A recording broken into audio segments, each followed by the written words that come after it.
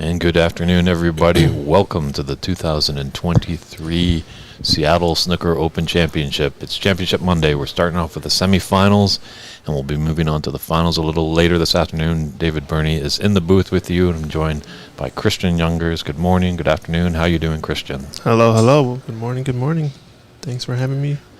So a great match to start things off on the semifinal. Our featured match will be CeCe, defending champion of the Seattle Open, going against Brady Golan, past BC Open champion, past Canadian champion. Going to be a beautiful match right here. Best of 7, so whoever can get 4 frames to the good will move on to the final. Our other match is in the semifinal is Ross Bradson versus Varun Junjay. So we'll be checking back and forth with them, but we'll keep our eyes glued to this match between Brady and CeCe.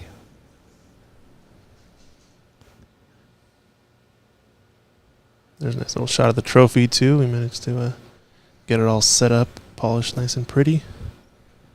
This should be a good one. Definitely two of the strongest players in the field for sure. Here, CeCe and Brady. This could easily have been a final as well. Definitely, I think any match today could have been the final. Even also in the quarterfinals, there's a lot of great players. The standard is raising in the Pacific West out here. I'd say Pacific West because we've got to encounter Canada as well up there. If you say definitely. Vancouver, it's actually the Pacific Southwest. Southwest, yeah. Geographically in Canada, but up here in Seattle, it's the Pacific Northwest. If you look at a map of the USA. And do let us know where you're tuning in from out there on the stream. If you have any comments or questions or want to throw out your support to the players, I'm pretty sure they'll feel it through the Ethernet of somehow. And I see Ian Dawson is putting his foot forward and putting in a good cheer for Brady. Looks like the second match has just gotten started too, so Varun is broken off there. And we're underway on all tables.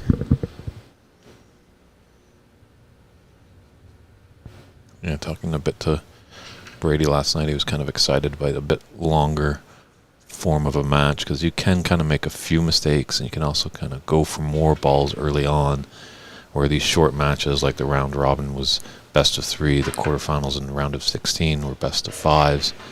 Now you can kind of let it go in the first few. You won't see them really clamping down until it gets a little closer to the conclusion, so we could be in store for some nice high breaks early on. Yeah, it definitely changes the dynamic of the match, for sure. Best of 3s and the knockouts, a little bit more sporty, a little bit more attention to detail in every frame, a little bit more conservative play we saw.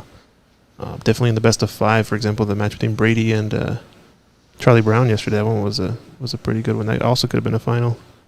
They were definitely playing it with a little bit more respect back and forth. But yeah, I wonder if we're going to try to see maybe opportunity for a high break of the tournament here. We know Brady has gotten a handful of 40s, I believe. He's gotten a 46 twice, and he knocked in a 47 yesterday, which still stands as the high break of the tournament.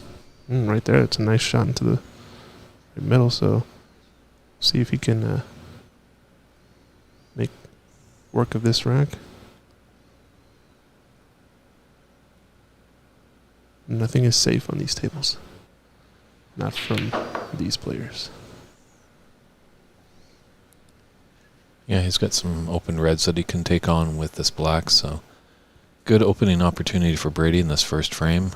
Won't have to worry about disturbing those other reds just yet. And this is the opportunity you do want early on just to get your arm going, feel a little loose, kind of warm things up. But it is nice having these heated tables. And a little bit of a border battle between these two semis. It's a U.S.-Canada matchup in both matches.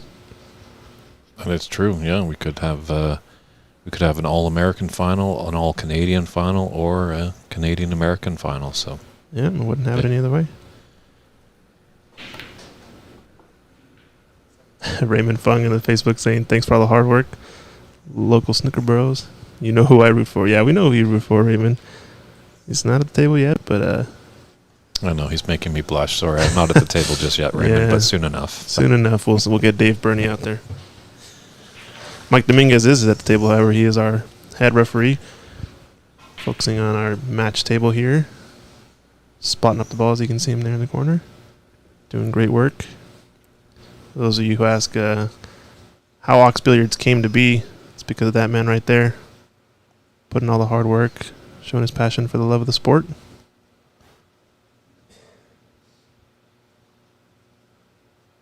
Yeah, and if it just breeds. More people feed off the passion and stuff like that. So if you're passionate, you can definitely, have the powers to be to open up a club in your community. I know you're starting to see a lot more in America, more clubs growing up. The one out in Nashville, down in Arizona, and Embassy in Los Angeles. It's great to see.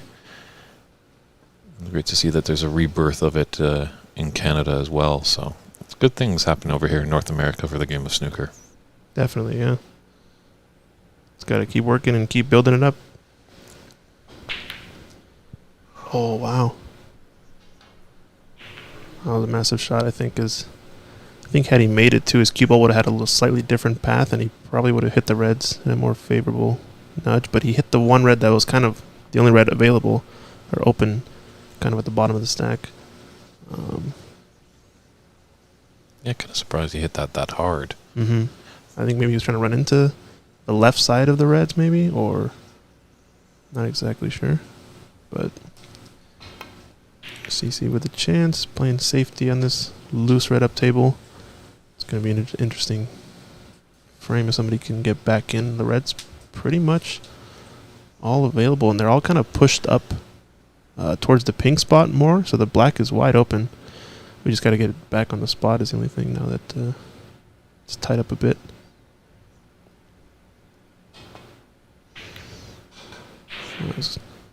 Attempted red there, and I think he's left shot into the middle.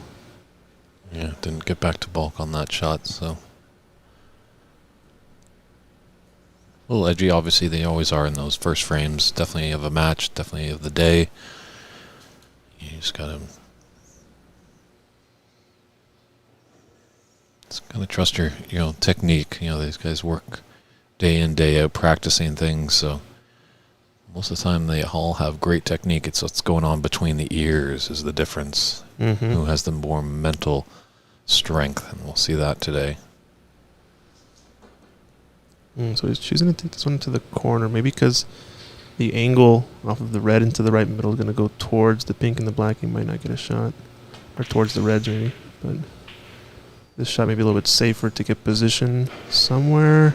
Oh, not quite what he wanted.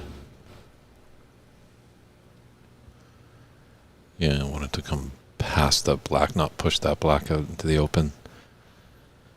It's there to the yellow pocket, but it has some distance to travel, and CeCe's got to negotiate these reds queuing over there, so it's not a simple walk in the park.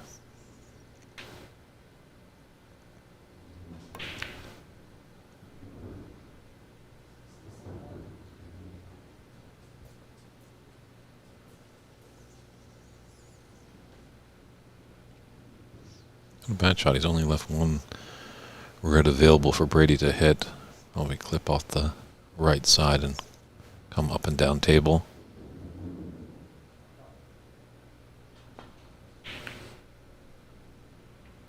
Yep, into the stack. Manages to come out a bit, but it's got good coverage, good cue ball. Definitely got that nice and close to the ball cushion. Would have loved it to be nice and tight. As always, those cushion shots are a bit trickier as you're putting your hand on the cushion. You're cueing down on the cue ball on the top. Inadvertent siding can happen, so that can happen. CeCe just couldn't get the power to get all the way back into bulk. This actually might be a little bit better, however, since he didn't leave this red available to the left corner pocket. I guess it depends, yeah. Nothing really goes into the left corner, I think, so he might be opting to take one of the reds on the right, which definitely more difficult of a pot, but not impossible. He's probably going to screw back here, though, since no black is available right now. Can go forward, maybe 2 cushions. Yeah. Oh, that's a good shot. Wow.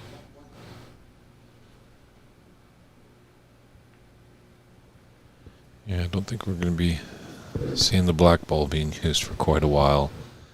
It's safely over there on the left cushion, so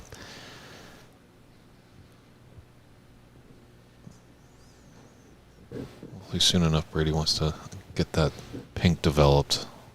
Because right now it's not really going into any of the two top corner pockets. The only open pocket is that right middle.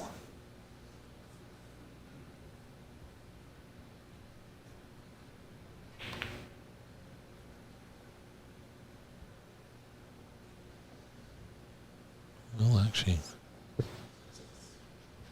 played that and I'll say that maybe, no, that pink's really glued to that red, so he's going to need a shot to develop the pink. Mm-hmm.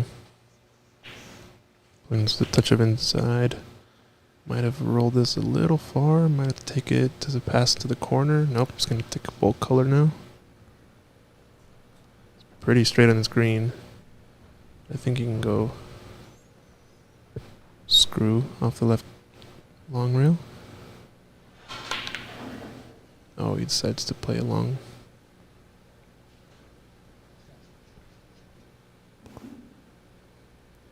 Graham, thanks for tuning in, saying hello to us in the booth and showing that Canadian spirit as he's cheering on the Canadian contingency in this tournament. It's nice to see.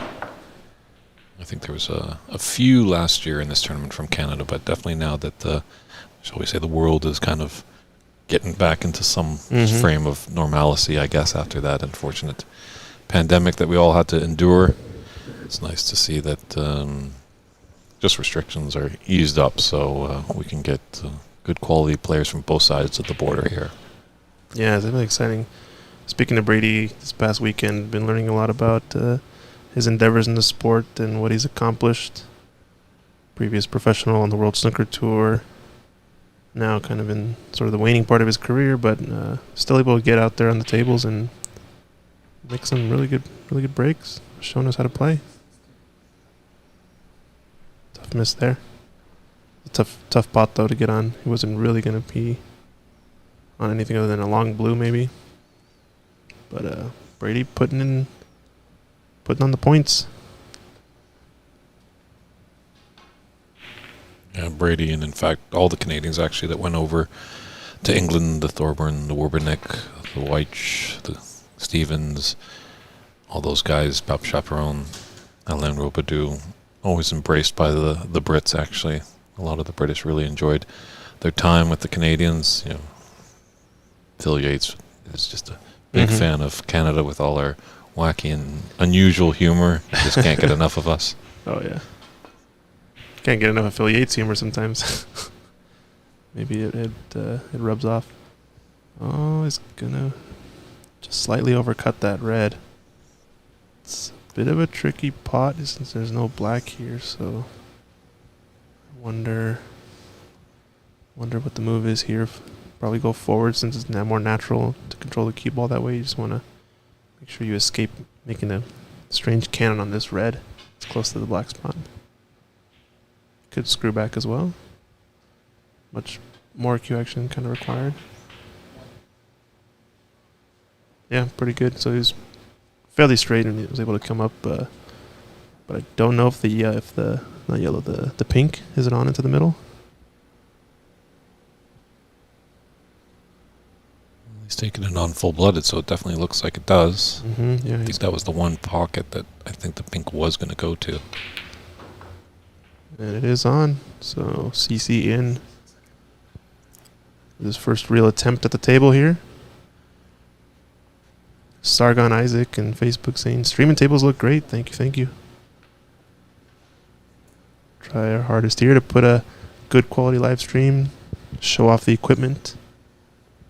World-class, top-notch stuff these guys are playing on. It's basically what they're using on the Pro Tour, right? Just here in America. Pretty much so. Yeah, this is the same equipment that will be in Sheffield, England, in about a month's time for the World Championship of Snooker. So Mike has spared no expense here, giving the snooker players the best ability, and all the players, even the guys that have come down from Canada, have just been amazed by this wonderful room and just the area in general in Seattle, and just, you know, it's just good to get out sometimes and explore the world a little bit. It gives you some good perspective. Definitely, yeah.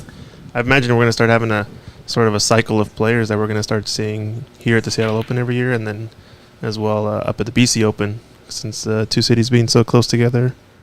It's really only about an hour or 2 hour drive or so, 3 hour drive, depending on the border weight. Yeah, So, probably like 2.5 hour drive from Seattle to Vancouver. But then it becomes 24 hours because there's a long border line. Yeah. For all of you Nexus card holders, you can make the trip easily every year. Yes, no problem. Maybe we should get some Snooker Nexus cards. Snooker Nexus cards, yeah. Does the government issue those out? We're a entity of the great sport of snooker. Can you give us a break here? Let us get across the border. So our second match looks like they're off to a little bit slower start, more tactical battle. Do a little quick hop over there right now. Looks like it's actually 4-1, I believe. Ross is up, but so they're just kind of popping the reds all around, playing a bit more conservatively. Meanwhile, we have CeCe and Brady here putting on break after break, some high quality stuff. We've had a break of 16, a break of, I think it was 24, 22 from Brady so far, and now CeCe's on a break of 21. So definitely some high-powered offense so far. Yeah, and he wants to take a lot of these loose reds. Doesn't want to break open those two reds by the pink spot. He's quite happy with having the pink on the black spot. Yeah, he's going to pick off this one off the top cushion next, do you think?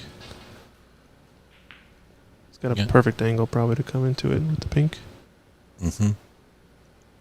Yeah, from this angle, it doesn't look like he's straight on into the pocket. Looks like he's just on the top side of this pink a little bit, making the natural angle to get down to the red on the top cushion that much easier.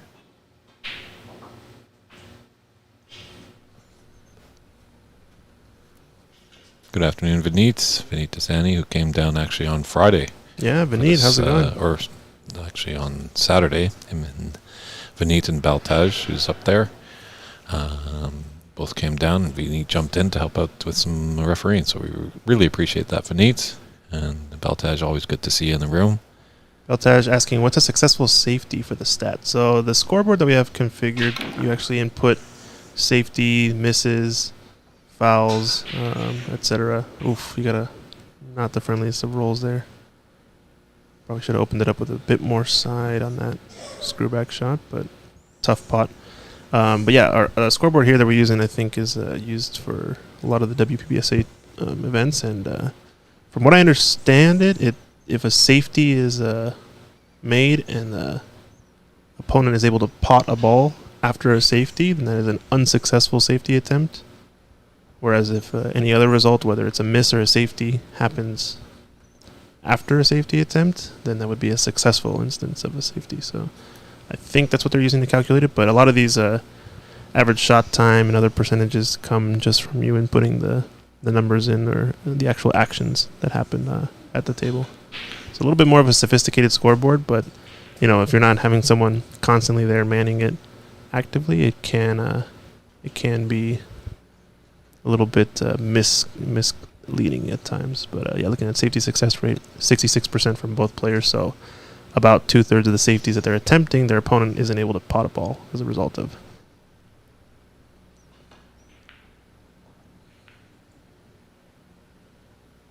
So True. That's why we need more and more volunteers, so we can have dedicated scorekeepers. So then those stats can be quite accurate. So I know Christian's doing a great job here, but sometimes he has to step away. So sometimes he might be focused on a player for a little bit longer, and that might not correctly represent their average shot time. That's probably the best example, is if you leave the ticker too long on one player, it'll just boost their average. But it's like a foul and a miss then. Solid safety from CeCe. So good idea of making sure that he plays safe on these two reds that are blocked up, because now it really forces Brady to really get the speed right and not want to open these up. You might actually hit it a little hard here. Oh, that's a good shot. Had he made any sort of half ball contact on that red, he probably would have left something available into the corner pockets, but was able to hit it pretty full.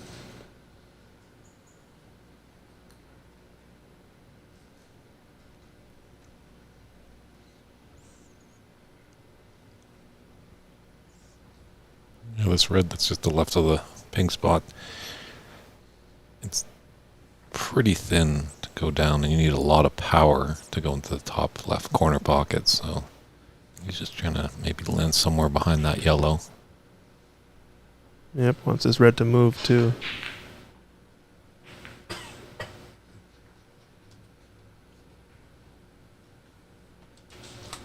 It's not a bad result, but I think this is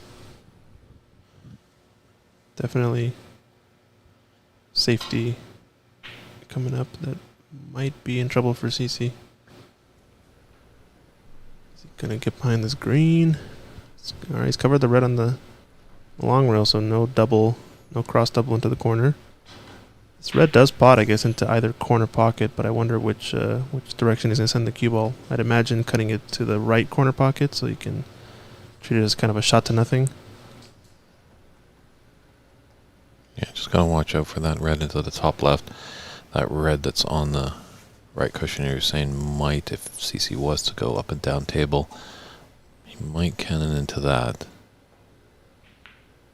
Looks like he's going the opposite side.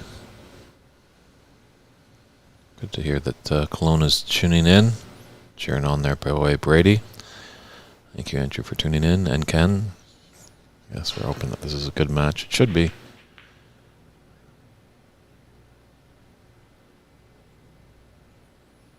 CeCe, as we've come to know, that is probably the premier player in this part of the world in Seattle. And good morning, or good afternoon, David Brock, and probably good evening to you over there in England. This is just the first frame of a best-of-7 semifinal match of the 2023 Seattle Snooker Open. Defending champion CeCe is taking on two-time BC Open champion, Canadian champion, Brady Golan.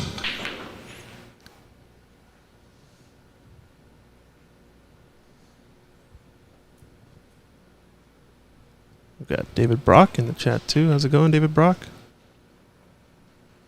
Good to see you out there. Ooh, watch out, yellow here. No, I think it's fine. So we're going to start seeing a lot more back and forth now, I think, with these last two reds. Until someone makes a mistake and leaves something on. Yeah, it's going to be those safety battles, which sometimes are a bit tricky to explain to the newcomer, because a lot of people are like, well, there's pockets, there's balls to be shot in. Why aren't they putting any of the balls in there? Sometimes, mostly, game of snooker is not really all what you make, it's what you leave your opponent. So if you can leave your opponent with a spinning head and not sure what to do, you're going to be a quite more successful snooker player than if you're just going and potting balls. Mm-hmm.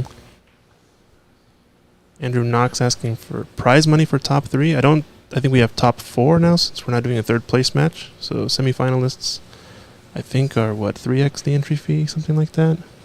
We'd have to check with Mike, but I think he did actually pay out to the top 8. Top 8 total. So okay. the 4 quarterfinalists that lost, there will be payouts obviously to the 2 semifinalists that lose, unfortunately, here, and then the winner and the runner-up. So I think the first place is 3,000, second place is 1,500. And then the semifinalists are somewhere, I think, in the 700 to 800 range. I think 750, yeah. 750? So. Okay. Wow, look at this shot here. So not a little bit bad paycheck for the weekend, a weekend of fun. It's definitely an amateur game. Everyone's here just to have a good time, and it's an interesting thing. Sometimes we see these tournaments where these guys feel like they're playing for like millions of dollars and esteem of being a world champion, but the amateur game let's open it up a little bit more. Let's make it a little bit more exciting. We don't always have to put a player on the back rail all the time. Right, yeah. Andrew Knox, thanks for the comment. We appreciate it. We're trying our hardest out here to provide a good quality stream, good quality tournament. Yeah, and if you are in the Seattle area, feel free to come on down. Admission is free. It's a tricky spot to find Ox. Once you know it, you know it. But I think the guys and gals down here don't mind being a little bit mysterious. with Ox. Yes, indeed. A little bit of a speakeasy vibe. Kind of enjoy it. Yeah. We're in the Capitol Hill district, so it's 1432 Pike Street in Seattle. That's where you can find us. Come on down. We're just getting the semifinal started, and there's going to be a final later on, so maybe when the work day is done, because I know Mike has put it on a Monday. And first I thought he was actually trying to emulate what the English do, because as far as I can remember, for most world championships in snooker, the final will fall on a Monday, and it's a bank holiday in England. I see. But it's only a bank holiday in England. If this is a world event, why are we coming to close on a Monday? Yeah, true. Yeah, I think one of the benefits is to the Mondays here at Ox are member days. And, when the club is members only, like you said, a Monday, most people are at work. A lot quieter. Nobody's really here. We're not closed, but members only access, so it makes it a little bit easier to manage when we're not open to the public and it's just the main event happening. So tonight probably we'll see more of a crowd, like you said, post-work hours. See a lot more players coming by and watch. Wow, uber thin hit there. Nice shot from CeCe. He's going to come around and still leave an edge, but had he gotten behind that green, would have been a devilish safety. Yeah, it's a test of both players here. These thin little snicks. Yeah. Once again, same shot from Brady, but he's trying to get behind those balls. Might have succeeded here. This is a good one, I think. That's a full-blown snooker right there. Yeah, we're going to have to make sure we get the replay out here so we can help Mike out.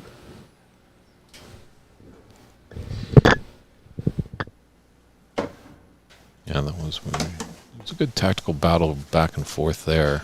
And someone was going to make a mistake at some point. And it looks like that has happened here. As Brady put CeCe in a very nice snooker, because one thing is getting out of the snooker. Another thing is, you'll see now a lot with the players here today, they'll be eyeing up and taking more care of their escape route, just because they know they don't want to leave any red on, because their opponent could clear up the table. DA, I believe the membership is it 200 here yearly for membership at Ox? Christian is a part owner, so hopefully he can fill me in on that information. Yeah, 200 a year. We have a little overlay we'll put up about the membership after they takes this attempt. Just to get to the red there. Yeah, if you guys want to learn more, here's the membership details. 24-hour access to the club, $8 off-hour access. It's kind of self-service. You clean your own tables, you do your own thing. Charge it through portal online, and 20% off whatever the public rate is. And the details there about the price per year and deposit. It's a pretty good deal if you're planning on playing a lot of Q Sports. I think I did it. I worked out the math that the discount alone of 20%, you earn that back as long as you're playing about 10 hours, 10 to 15 hours a month, I believe, something like that. So pretty significant if you're planning on playing a good amount of snooker and pool. But I think the main caveat, the main attraction is the sort of off-hours access. You get a key card. You can come in whenever you want. You can bring a +1 or play with other members. So it's kind of like a half private member, half public open situation. So pretty cool. So it's like a couple of fouls, or one foul from CeCe. Just wanted to go on the other side of that green. So it's getting like a big collection area there with that green, brown, and blue. But I think, yeah, that's the way going forward, I think, a lot for these clubs. As space is obviously tough to find sometimes, and these big tables need the space. And if you put it like how you guys have here, a membership program where they have access all the time, that just helps out, and helps out the room owner, because then they don't always have to be in the room, because obviously if you're becoming a member, you sign a certain paperwork that you will treat the equipment with care, as it is your club, so there's no point of being a ruck house, shall we say. Yeah, exactly. Yeah, and it kind of is goes both ways because most often too, if you want to play pool anywhere, usually in America at least, most bars, especially in like weekdays or even the weekends, don't open until a certain hour. They're not usually open before noon, and if you're an early riser and want to go practice before in the morning time, wow, look at that shot. Mm-hmm. Then yeah, it's a good opportunity to kind of just come in the early hours if you want. Nobody's really here. You can build it as part of your routine. Helps the general player more so, right? That's kind of our focus, is to kind of enhance the standard of the Q sports and to be here for the players first. Well, that's good to hear, Baltej. I think, yeah, maybe some off-hours access needs to happen to the club in Richmond, as that's good to hear that he's saying it's getting too busy. Oh, it's getting too busy. Is he talking about top 147? Mm-hmm. Yeah, okay, nice. Heard of another club that just opened up there too, right? Yes, Eric Lee has the Star Snooker Club, just in the same area as Top 147. Mm-hmm. So he's got 3 of these star tables that these players are playing on. Another snooker enthusiast that has spared no expense. And that's kind of what we need. Maybe we're in Vancouver used to have an incredible Vancouver area, Burnaby, Richmond. They had a huge amount of rooms way back. Seymour Billiards, Jubilee, Chenier Hall, things that were before my time when I came out to Vancouver. I see. But, nice he's made a 3 cushion. Wow. He gives a hand wave there. Wasn't intended, but not really usually an apology. When it comes to the hand wave, I feel like you're not really apologizing to your opponent necessarily. I feel like it's more of just an acknowledgement of, hey, I got lucky on that one. I wasn't calling it. But that 3 cushion always is kind of played with safety in mind. So, but yeah, I mean safety primarily, but always with a notice or understanding that it could go into the pocket, right? So yeah, so apologize. I don't think it was really a big fluke, but very nice, very sportsmanship there. Yeah. Now a pretty good snooker here. This black, I think, is in a prime spot to cut off the 1 cushion escape. You might be able to bend it since the cloth is sliding quite a bit still. We do have the strong number 10 cloth on this table, so it will slide a bit extra top on the ball off after hitting the cushion, so might need to use that kind of bend. I'm not sure how much of that left cushion he has available, though. If you can't see past the side pocket, I don't know that it's on. Might have to kick the 1 cushion to the right around the blue in between the green-black. I'm almost coming top cushion, then take the left cushion and try and come up. Okay, he had to swerve a bit. Is it going to be enough? Oh, nice contact there. Excellent shot from Brady. But I think it's left part of this yellow available. Hey, Triple G in the chat. Oh, he's saying he's on lunch watching from Port Townsend. That read to put him in a prime position to lock him up behind the 6, though. This could be a multi-foul here. But yeah, excellent escape from Brady on the first try. This is a previous World Snooker Tour player we have in the building, so definitely knows what he's doing. Check him out. He has his own Wikipedia page, Brady Golan. So I don't think this pot is available, otherwise CeCe would have already taken it. So I think he's trying to figure out what kind of safety he wants to play. Yeah, maybe 2 cushions behind the green. Just got to watch out for that pocket there. Yeah, doesn't want to catch the jaw on that. Send it with pace. It's going to go around with the cue ball. Because you get behind the pink here. This could be another one. Wow, talk about a shot there. I think he's got him. Mm-hmm. Excellent shot from CeCe. Wow. Yeah, Triple G does play a pretty mean 9-ball as well. I was talking to him yesterday, and the story I heard was that Dan Louis actually, on his multiple tours to Canada, winning various tournaments, basically is the one who taught all the Canadians how to play pool. Apparently all these snooker players who were, wow, look at this shot. Holy smokes. Excellent kick shot. And he was able to kick it in. That's insane. We got some high quality shots here, folks.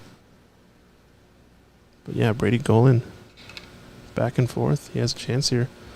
Everything but the black is practically on its spot. And this green is a little bit tough.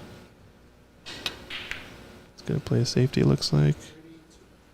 It's got to get some legs to get to the middle. Wanted to get behind the blue at least. But yeah, he was talking some war stories about some previous players. They used to play various tournaments, etc. But yeah, looks like Danny taught Brady Golan a lot of lessons and a lot of little shots here and there that you learn on the pool table maybe don't come up quite the same on snooker. Is gonna get him? Is he gonna get him behind the pink again? He wants the green to roll now. It's not gonna be there, so this long pot is available now for Brady. Pretty prime position.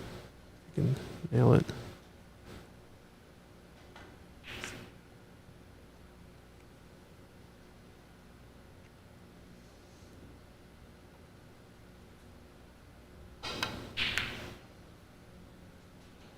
Yeah, he went all out for that, I think. Uh-oh. Not going to have a good result, as this green is going to land in a very easy potting position for CeCe. Brown, blue, and pink are out in the open, so that's all he needs.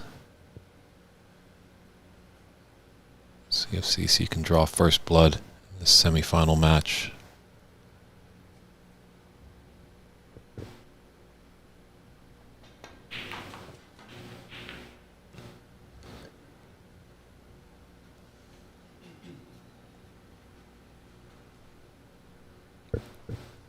So that green puts it almost level within one. CeCe's going to need pink, I believe, on this to close the frame out. And everything on the spot, so sitting naturally for clearance down to the pink. It's a pretty key shot here. Good angle on the blue to naturally come down for the pink.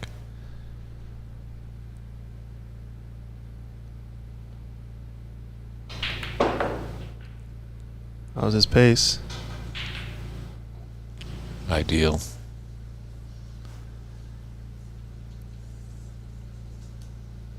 This is frame ball to close out the first one.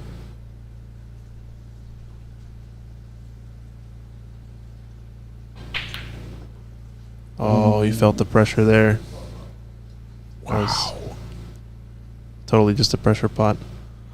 I thought we were done and dusted there. I'm going to have a little in-between break there, but this one continues to go on, so interesting. That's a shot that CeCe makes 99.5 out of 100. Yeah. But as you alluded to, maybe just a little bit of nerves came in. The stage is pretty big today. It's Championship Monday here at the Seattle Snooker Open. There's a little different vibe here, too. The club is totally quiet.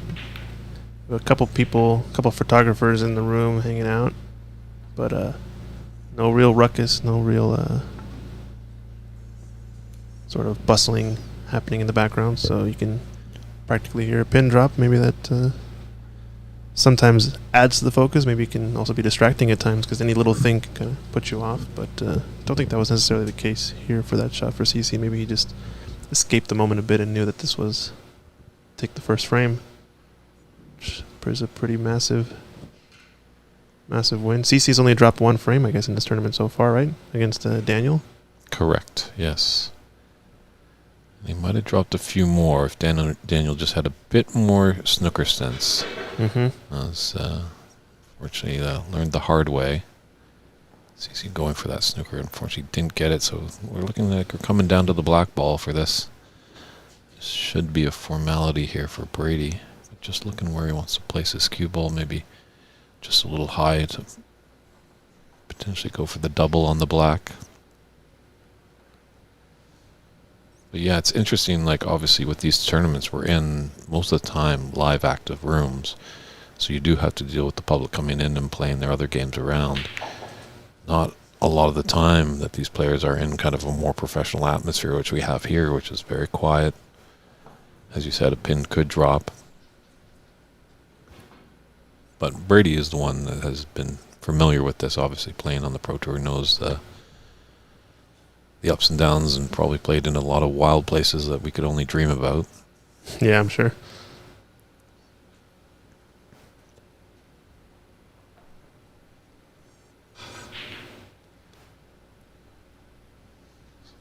Little cagey, little nervy first frame, getting close to about 40 minutes in frame time.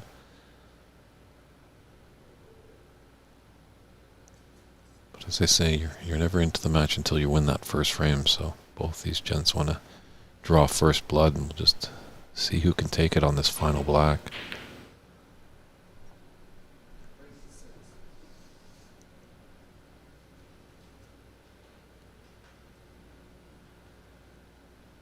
No, that's not his best shot. Yeah, I don't know which is worse, dead quiet or constant ruckus. You know, kind of. I think the constant ruckus kind of you can act like white noise and kind of just phase it out. I think you and I were talking about it, Christian, about the etiquette about around the table. You know, a lot of people sometimes they'll be walking back from the restroom and they'll be coming close to the table, and then they'll just stop movement because they see. Wow, what a shot. So CeCe takes that first frame, 60-51. And we will back on that note. We were talking that a lot of people will walk up and stop when a player's on the shot, and then once the shot is done, is continue on. But I think we were saying, you just want to have a constant walkthrough. If you're a spectator, just it's up to the player. They can pop up from the shot if they need to be. So. Anyway, we'll take a look what's going on over on table 2 while Mike Dominguez sets up. Looks like Ross Marston is up to his old tricks, looking good against Varun. Yeah, I think there was just a foul from Varun here and left the yellow available, so now he's up to 44, Ross is, with the yellow, puts him at 46. Yeah, so snookers are required now.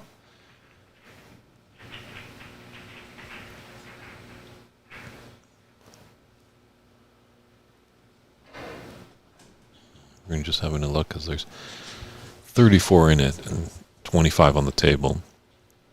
So it does need 3 snookers to win. But that pink is in a interesting position there. So maybe we'll just kind of see how this one wraps up in this first frame, and then we'll go back to our featured table. The benefit we'll be doing today with these semifinals is if there's good drama on one table, we'll be switching back and forth. So don't worry, Brady Golan and CCU fans, we will be coming to back to that match. But this is kind of some excitement here. Just seeing if Ross can close out the first frame. Yeah, an interesting safety. I don't think he's got behind the blue here, so Ross probably just going to roll this brown close to the pocket. Oh, he's going to play behind the pink. With needing that many snookers, I feel like it's, at least in my mind, I probably would try to take the brown and just push it down to the left corner pocket and try to make it, obviously, but make it with such a pace that if you miss, it's going to just settle over the pocket and make it really difficult to keep playing safe on. Because you probably wouldn't try that, strategy if you're looking at multiple. Oh, look at this. Look at this. Very nice shot there by Varun. Yeah, when you're in one snooker territory, I guess that's what I'm thinking about is you generally don't want to be just pushing the balls to the pocket because your opponent can then have the choice of where they want to play shape to in order to play the snooker that they need. But when you're in multi-snooker situation, I think it can be prudent to just play on to the pocket. This might be... Nope, not a free ball situation, I don't think. It's going to be a foul and a miss. Or sorry, just a foul. No replay since snookers are required. But I think Varun's having Ross continue shooting from here, which is still allowed. True. He has the choice. Put him back in, or Varun can play from there.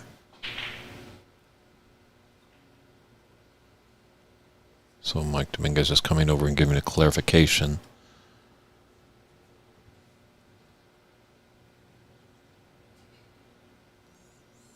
So at the start of this shot, if snookers are required, there is no replace rule.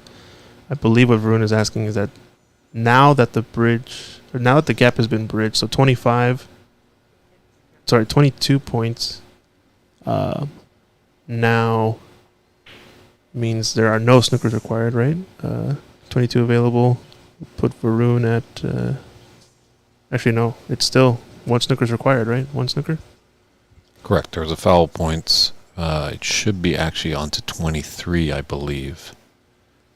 No, I think they marked it. But they already marked down. Yeah. If they've already marked down the foul, I wasn't too sure there. I was kind of looking at our TV table as Brady was kind of on a few reds and blacks, but missed the black. Yeah, that scoreboard is up to date when snookers are required. You can't be put back. Basically, you have to earn your snookers to have a chance to win. Just another difficult thing in this wild game of snooker. Just when you thought it was easy, they pull another one. Yeah, right now CeCe at the main match table is on a break of 7, it looks like. After a miss from Brady on the black. See, now I think Ross is pushing the brown up to the pocket. I think this is the right shot. Probably would have been easier to do this sooner. Even though everyone's going to make this, you sort of just take away a ball at a time every time. And if you have 3 snookers and there's only 3 balls on the table, then you just do that 3 times and the match should be over if the opponent just keeps making the ball. At some point, they're going to have to try to commit to a tougher situation.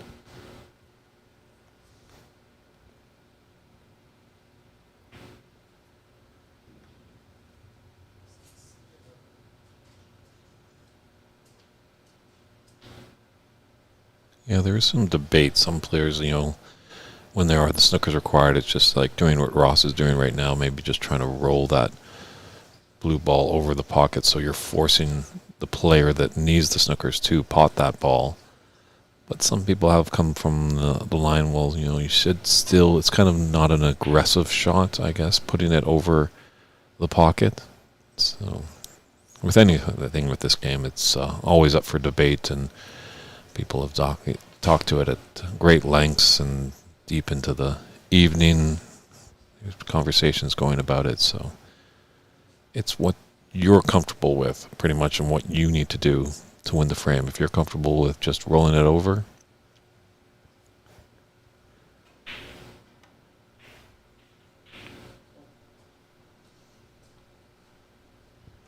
because now Ross has kind of got to look out.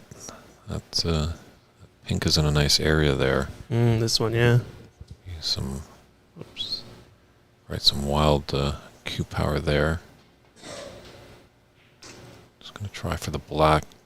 Just didn't get it. This might actually get close to the middle.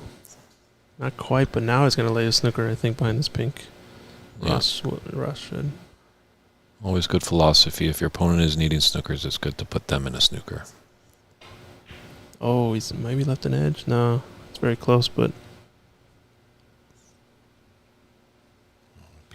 Paper thin, maybe he can hit it. But I think he's got the snooker there. Maybe Rune can get a little bit of it. One thing is, with it thin, he might. Oh, didn't put it in. Yeah. Ross is going to be kicking himself. I think there was great opportunity really to put Varun in that deep, well-placed snooker, but he let him off a little bit.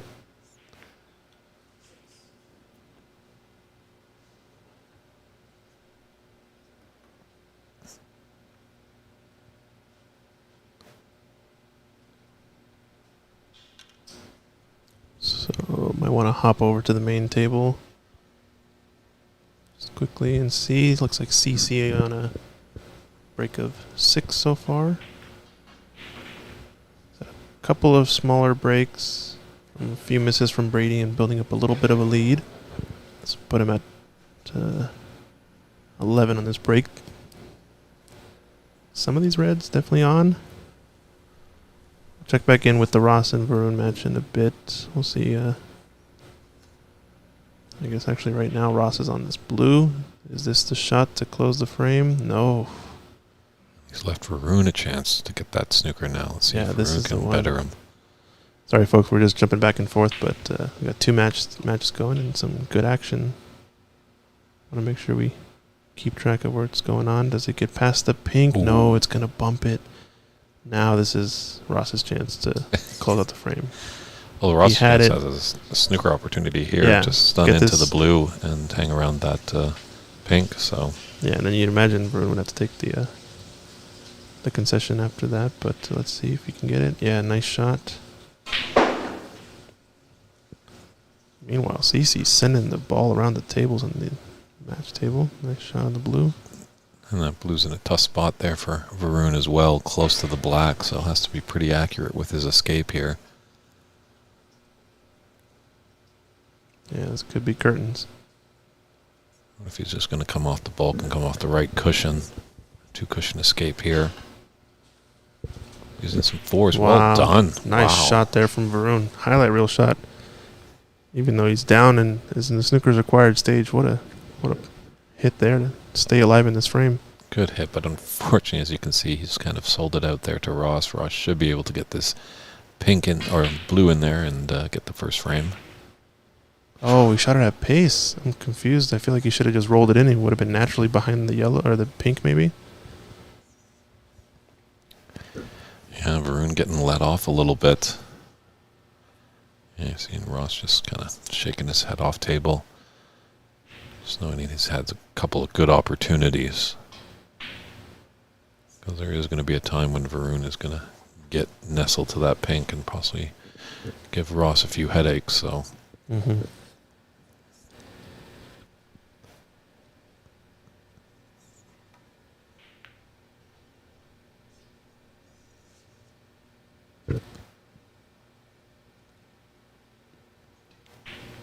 So only one snooker required territory, right? Right now, points available would put Varun at 41. Yes, and then a 5-point foul in the blue would force a black ball respot. So yeah, 1 5-point snooker. So yeah, I wonder if the pink is in a really good spot for these type of snookers, right? So, might be that's why he's letting it stay up. But I wonder if there's a world where Varun actually pots the blue and then plays the snooker with the pink in order to. If he gets the snooker with the pink, it being a 6-point snooker, would actually be able to steal the frame instead of going to a black ball respot. I wonder if that's going to come into play at all. Yeah, I just feel with how where the pink ball is, it's just such a great position that I think he'll not really want to do anything with the blue. He does have that backup plan if Ross is able to put the blue in the jaws of the pocket, and Varun has nothing more to than just hit it in. Yeah, true. So I guess you're saying that the chances are higher of getting a snooker with two colors on the table to hide behind as opposed to one. Your chances drastically improve. So especially where the pink is right now, you don't want to use that as the ball. But there goes the blue for Ross and ends that frame. We'll go back over to our main match table. Yeah, we'll be checking on that one, but Ross takes that first frame, so that's good to see for our Canadian fans out there. One Canadian is up, one Canadian is down. And he's down a bunch as well, Brady, in this frame. CeCe with a 28-7 advantage. But cannon to that blue, didn't want that. To get deep back into bulk, so we'll see if Brady can do something with that mistake from CeCe. But once again, the black is tough on that left cushion. The pink's not really. It's kind of tied up with those reds. Yeah, we've been seeing the breaks that CeCe had in the last frame all came kind of from the pink and blue. And in this tournament, we've seen Brady really strong on the black, making the majority of his shots there. But in this frame, we're going to probably see a little bit more of a low-scoring game, I'd imagine. No big breaks with that availability for the black and the blue. The pink tied up. It's going to be probably a little bit longer frame, more back and forth, but definitely the pressure on Brady not having big colors available and being down by about 20 or so points. This looks like a straight on yellow too. So I'm going to have to play a deep screw here.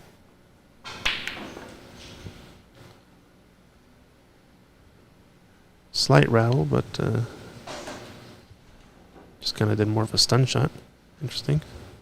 It would be nice. It looks, well, maybe he's taking that red that's closer to the top left corner pocket, but at some point it would be nice if you could find a red. What's this? Nope, not going to drop there, but to find a red that he can cannon into the black and get it off the cushion, get it into a more potable place, because definitely you'll notice, as you've alluded, Brady likes to be on the black ball a lot, and that's what all players want. They want to see that opportunity where they can get the black back on its spot or develop it, because it's 7 points and you can make a good score and get ahead quite quickly if you're taking a lot of reds with blacks as opposed to reds with blues or greens and stuff like that. So the more seasoned player does like to get that black in a potting ability. We'll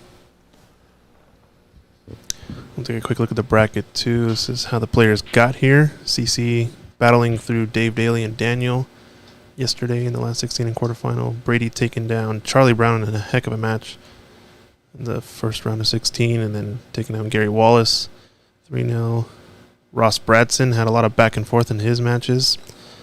He had a 3-0 win against Jay, but against Alex Newstead, that came down to the wire. And then Varun with clean path to get to the semis as well. So if you're making it to the semis here, definitely one of the players that deserves to be here at this point.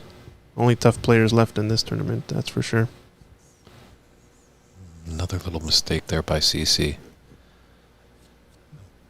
It's fortunate that there isn't really a lot of colors, right?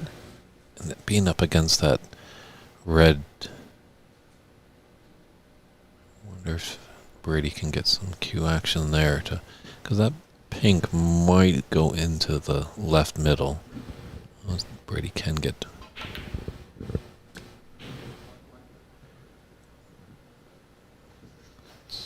Yeah, good starter balls everywhere, but not really anything on down here in the business end. So blue and black are about as safe as can be. So at this point, I think probably benefits CeCe more so, having the lead. Brady not able to make a big comeback. Oh, maybe he was trying to open up the blue there on that shot, possibly. Maybe just rub and nestle up to the red, the blue, like leaving only that one red that's up at the bulk.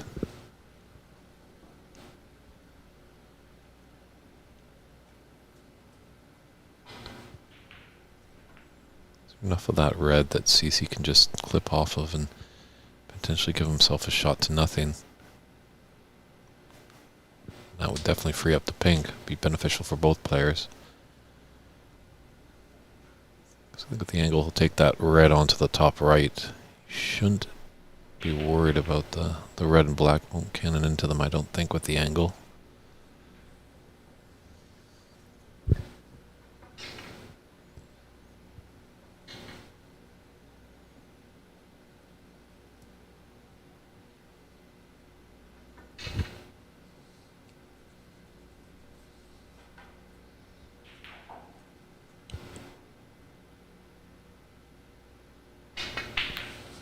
Ooh, sounded like a strange hit on the cue, and he opened up the balls too on this miss. This could be huge. Does this red go into the right middle? I don't think it's very easy. It looks easy, I think, on the TV screen, but on that angle right there that we have, that looks very thin. Not one you're wanting to take right now.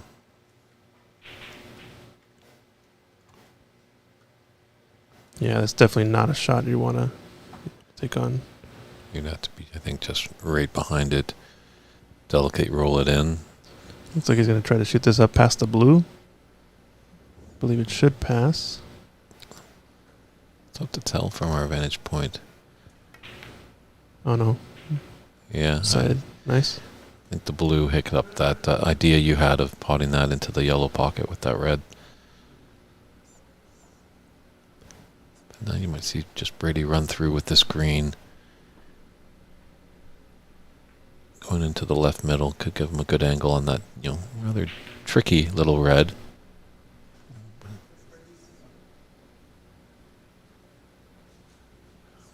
Missed that by a bunch.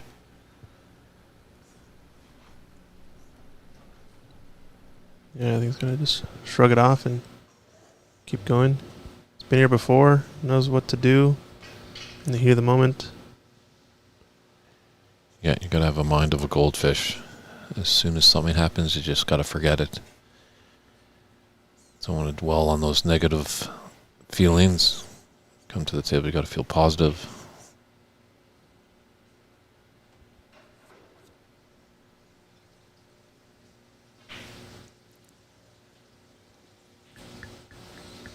So do you even think about black here?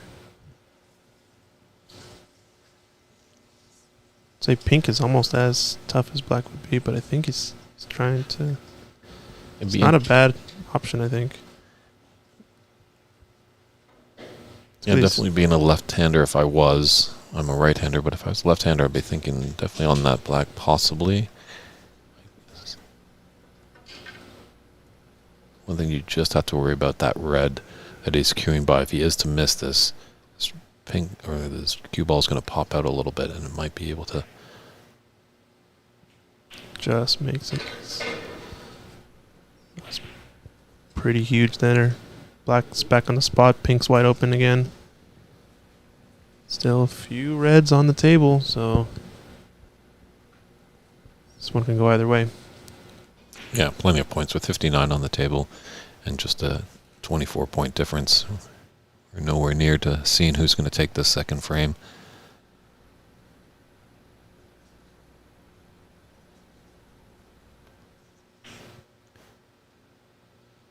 Yeah, that's a smart shot. Just pushes the red safe. Now all the reds kind of blocked up, knowing that the colors are back out in the open.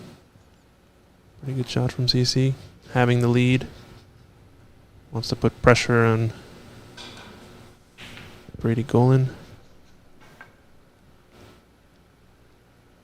Yeah, as they say, pool is checkers and snooker is chess. Mm-hmm. The way I like to think about it is pool is darts, and snooker is archery. That's a good one. I haven't heard of that one. It's a nice double there by Brady. Yeah, excellent shot. Wow.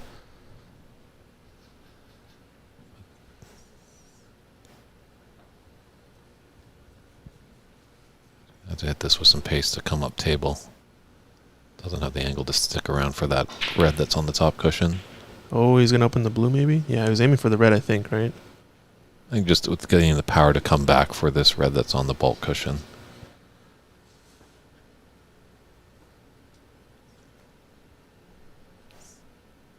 Ooh, David Brock in the Facebook chat trying to stir up the crowd.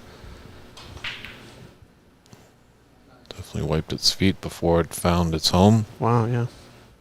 So I could find David Brock over there in England saying, pool is nothing, snooker is everything. Well, snooker is everything over in the UK. Everything everywhere all at once, huh?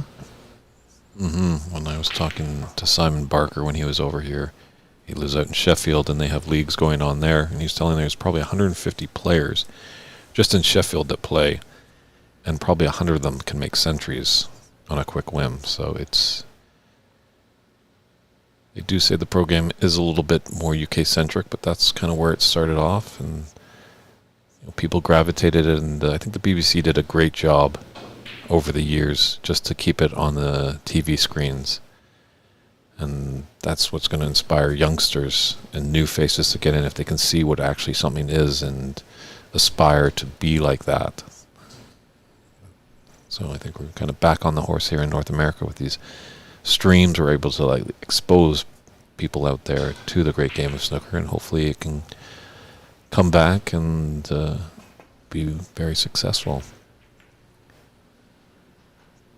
That's pretty much, we could maybe see how David Brock's hockey game is. Probably not as strong as a Canadian, but or his baseball game might not be as strong as an American. So we all have our little pride sports, but nowadays I think you could be into water polo because you probably could find a stream somewhere on the internet with that. Yeah, definitely.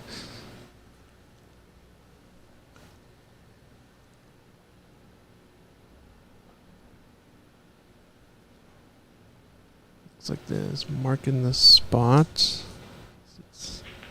CeCe's laid pretty good snooker here.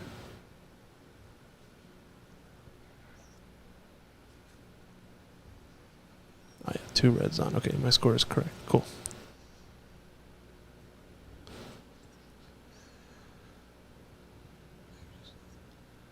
Gently come off this left side cushion and just slowly roll into that red on the top.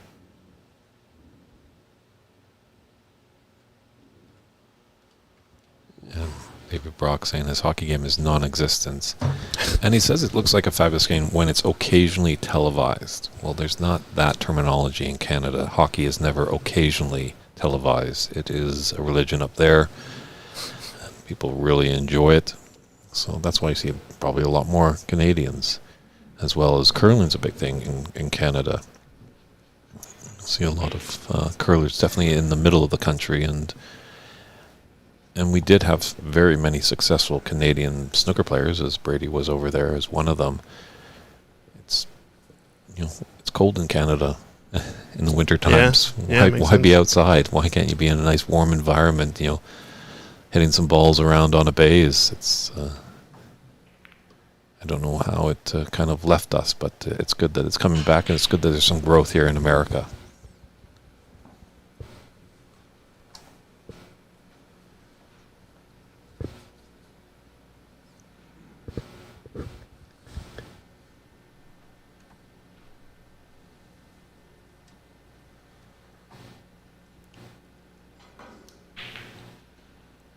Get another peek at the trophy here.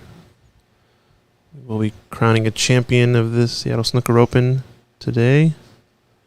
Now, does the winner take that trophy home, or is that just the yearly trophy and names are added to it over the years? I'm not exactly sure. I think it's a good question for Mike. I believe it's the exact same trophy we had last year in terms of look and feel, and it looks exactly the same as last year's, but I don't know if it's just a new one every year, or if CeCe has brought that back this year and we're going to be writing names on it for future.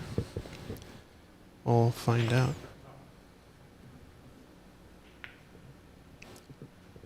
Ooh, got a good nudge on this brown, and I think the snooker is close, but there must be an edge of this red available from what I can see here. I think from our vantage point, on the monitor, it looks like there's a thin little snick that he can make.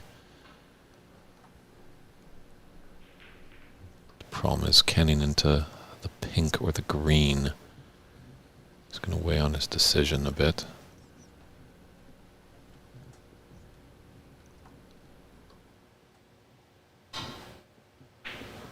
Oh yeah, lots of room. You can see the full left side of the ball as well. Nice shot there. Putting some maximum right hand spin, I think, right? Yeah, it's not these players that are making us look bad. It's, I think the TV cameras, they're making us look foolish.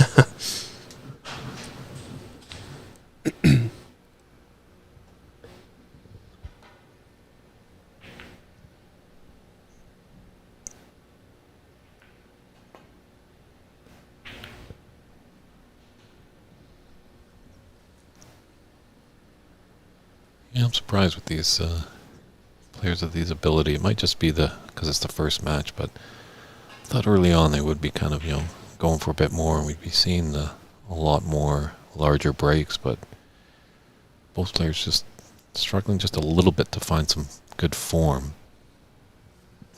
Yeah, we've seen a few, 20 breaks it looks like from both players now. Yeah, but, which isn't too bad, make it a 20 and running and hiding. It's a good philosophy to have.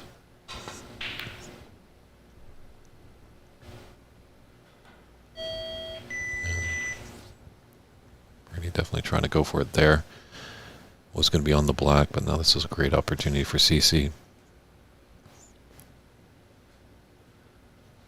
Taking this red to the top right, top left, beyond the black.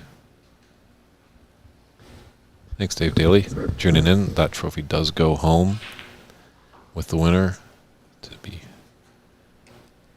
This is a new one. Okay, nice. Thanks for the update there. Yeah, I wasn't quite sure.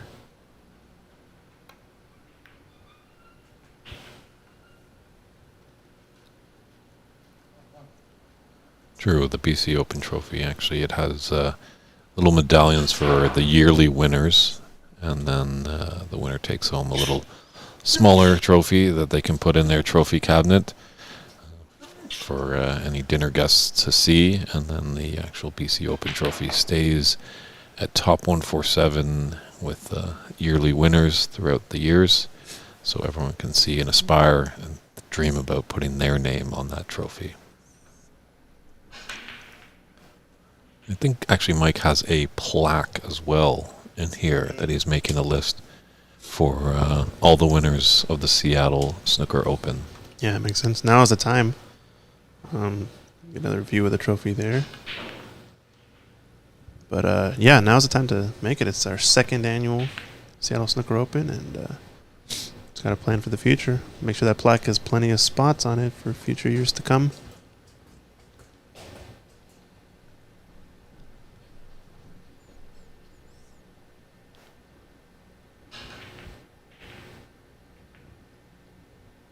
Yeah, I think a good idea, Vineet, obviously, with the plaque. Just so people can aspire, people are like, oh, what's that? Ooh, I'd like to put my name on that. And then they see this lovely trophy as well that they get to take, and that's going to create the interest as well. People want to come in and be victorious. Might be a bit of a gap here between the pink and green, even for the potting angle. It's a long one, but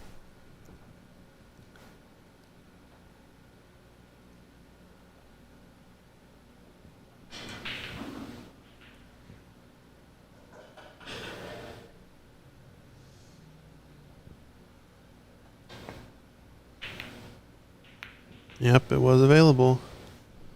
It's a big shot there for CeCe.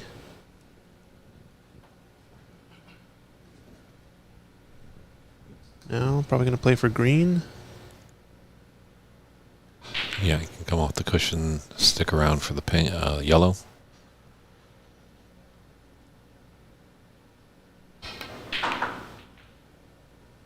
How's his pace? Pretty darn good.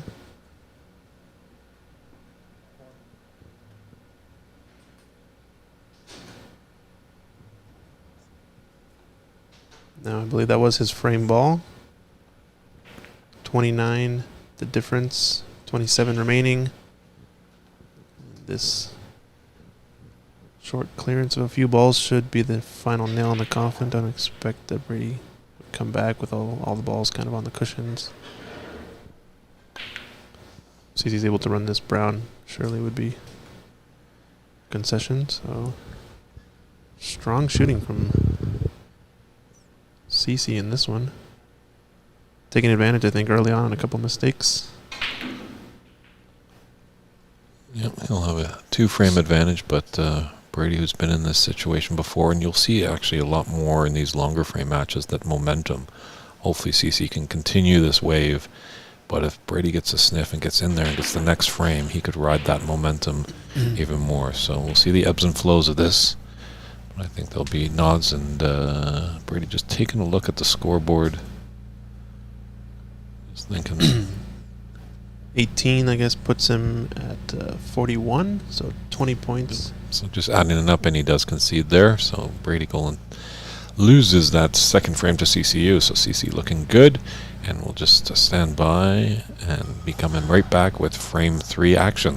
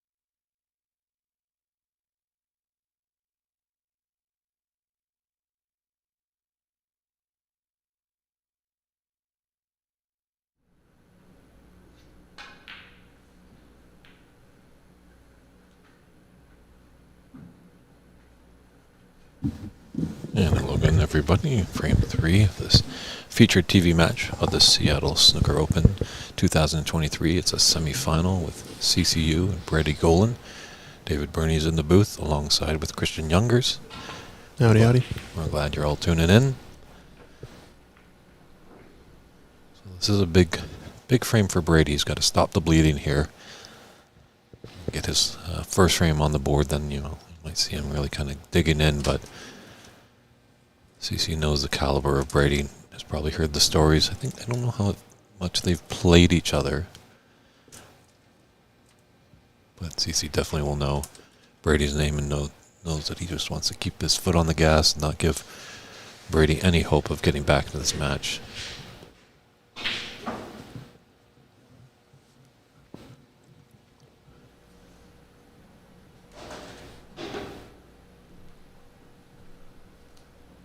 From my vantage point, it looks like Varun took the second frame over there in our other semifinal, so they're tied 1-1. We'll be starting off frame 3 soon. And as things keep exciting on this championship Monday, we'll be jumping back from tables.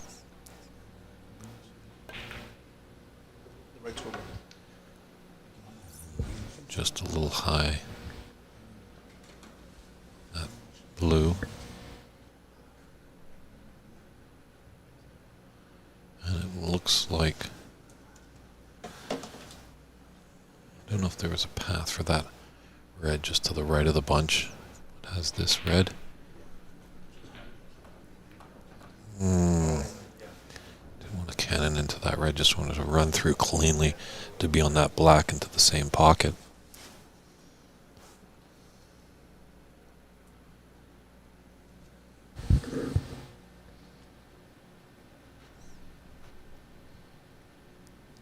Real reward with that blue. You'd have to hit it with pace if he wants to be onto that red right of the bunch.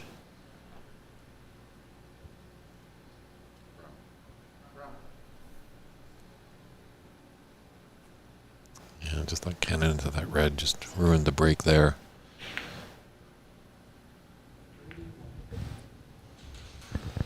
I think that's a great idea. Mark Smith tuning in on the stream saying hitting the cue ball up and down the center line. Pretty much putting your brown or your cue ball on the brown spot and just hitting it over the blue, pink, and black and returning it to your cue. That's pretty much the best exercise to do anyone that's starting up, and even sometimes if you played a match and you didn't feel like you were cueing right, good to go back to that practice exercise. I think Steve Davis did that about 8 hours a day, just running them up and down table. Yeah. Tells you a lot, that type of, especially if you have if you have a really good level table, doesn't have any strange bounces, it can be really a clear indicator of how straight you're cueing.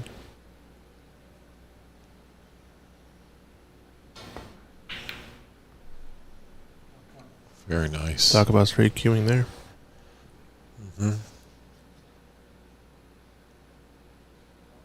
Yeah, shot to nothing probably isn't going to just use that brown to roll up behind the green, or just take on the brown and roll up. So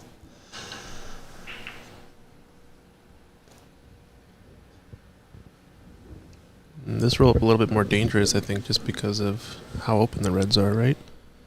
Normally this type of roll up, the reds are still kind of all in a pile, so you can kind of just roll up and tap the stack, so to say. But here you kind of have to aim for a specific red, I feel like.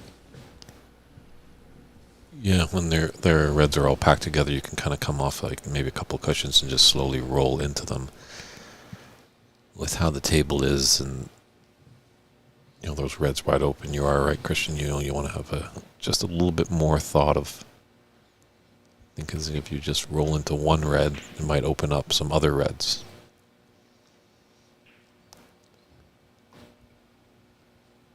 Yeah, I imagine he's going to play 3 cushions maybe underneath this red. That's right, or I guess 4 cushions, and underneath the red. That's to the right of the black spot. I guess he could also go 3 reds into the reds. They're kind of bunched around the pink as well. I do like your first shot. Well, that came a bit high. Gonna miss everything, actually. Wow. Wow. How many times does that happen to us? Reds throughout the table, and it just was a flyby. But I think CeCe will make a minor adjustment. Both players having a smile. I think everyone in the room couldn't believe that no red was even just even threatened, kissed or nothing. Like just.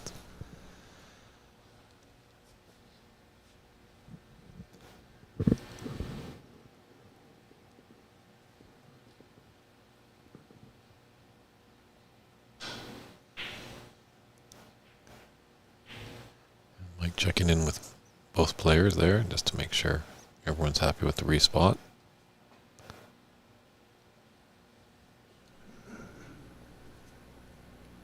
This doesn't look good either. But this one's going to leave a red on.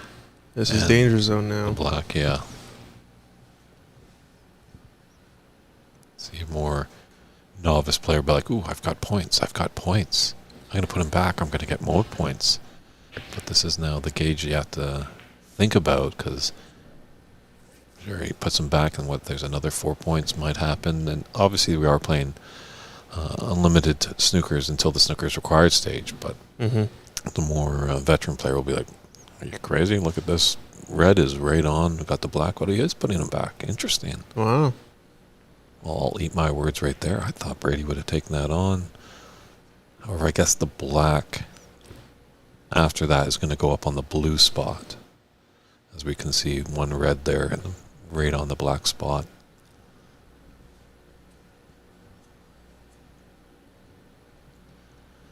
Maybe he's just trying to frustrate CeCe a bit more. You have to think that he's going to hit this in the way he wants to eventually, and it's not going to come out ideal. That last time was perfect position to go. Yeah, it's a question maybe for the post-match interview for Brady. But if he wins, he'll probably be in good spirits to say, of course, I knew what I was doing. But if he loses, he might be like, yeah, that was the shot I probably should have taken. But it looks like Ross Bradson's manager is tuning in. Kim up there back in Canada. Hey, Kim, hope you're doing well. We're missing you down here. Kim's always a nice, friendly face in the room, always supporting her man Ross. And Ross actually is tied 1-1 in his rematch with Varun Junjay. We will be kind of bouncing back and forth, but both of these matches are early in the third frame, so not really getting down to the color balls where the high drama starts. So if something is happening, obviously, over on table 2, we'll head over there. Uh-oh, here we go. Didn't manage to make contact, I think, so another replace. I think maybe we're, This is getting costly for CeCe. Maybe did make the right call, Brady, here. I think maybe he might have noticed how big the variance was on the first 2 attempts. And then such a wide variance, off of 3 cushions is kind of difficult to really adjust too much. Sure, and my apologies, Rob. We forgot Rob Bradson in there. I don't know if there's any mixed martial arts fans out there. You remember Hoist Gracie, the Gracie train? Well, Ross Bradson has the army. He brings like a lot of support in these matches that he plays in back in Canada. Too bad there's no members right now down in the USA, but I'm pretty sure Ross will be back again next year. Win or lose. Now, finally contact.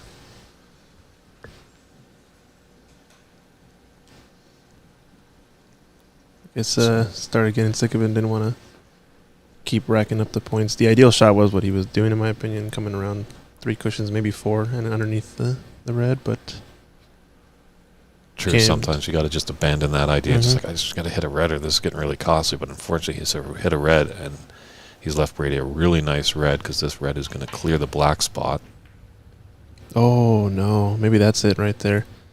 This doesn't seem like Brady's quite in stroke. Yeah, slams down that cue with frustration. I think that's maybe partly why he decided to go for the replace strategy, knowing that he can get more points that way. If you're not quite feeling it, if you're not quite in stroke, could be an easier path forward instead of trying to take the offensive route. Yeah, there's a good potential here for CeCe to score quite heavily. So luckily Brady did get a lot of those penalty points, but it all comes down to comfort, really. Like, we're all different human beings, what we're comfortable with. And also maybe just one... Ooh, CeCe. Maybe he just wanted to slow down CeCe a little bit. Yeah. Oh, David Brock with an interesting comment saying, in my opinion, Brady lost the match when he refused the pot a few shots ago. Yeah, that pot that was lying there was pretty prime for him to get a good break. Black was practically on the spot, a little bit lower maybe, but all the reds kind of in the open. Granted, it did pay off. I mean, he got him about 20 some odd points in terms of fouls, but true, but Mr. Brock, it's early in this match. We're only in frame 3. The end of the 4th frame, there will be a mid-session interval, about 10 minutes. So just be aware of that. So obviously, Brady would love to go into that intermission with a 2-2 tie. Be really tough if he went down 3-1. And be even more tough if we didn't even get to that interval. So big frame here for Brady. We'll see if that refusal will come back to haunt him. A long rest shot. Just trying to see how close he can get. Pretty big shot here. Oh, just caught the jaw on the way in.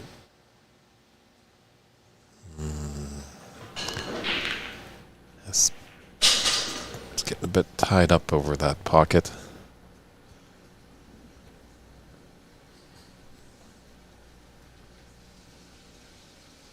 Don't know. Is the one cushion there around the black? Might need to swerve it. This ball has to be in such a spot that it most likely would drop if even double kissed in the worst case.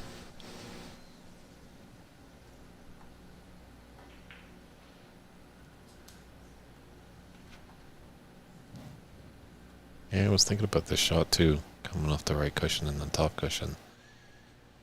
But we're playing safe, but... Oh, wow. Managed to miss the contact on the black and pockets the red right there. I pushed out the black, so it's not really available. It is a blind cut into the top right corner, but he's going to lose his cue ball running up into the bulk end. So you think about maybe taking on blue and just pushing the cue ball up table. You are going to leave this red into the left corner pocket if you play any safety that doesn't leave a... He's got clear snooker. You're able to clip off the black and get behind the brown. Yeah, he's going for it. Wow, almost made it. Is he going to get lucky with the green? Oh, he's gotten him at least tabletopped. Hampered queuing. He's going to go for this red in the left corner pocket. So probably he's going to thin off the pack instead.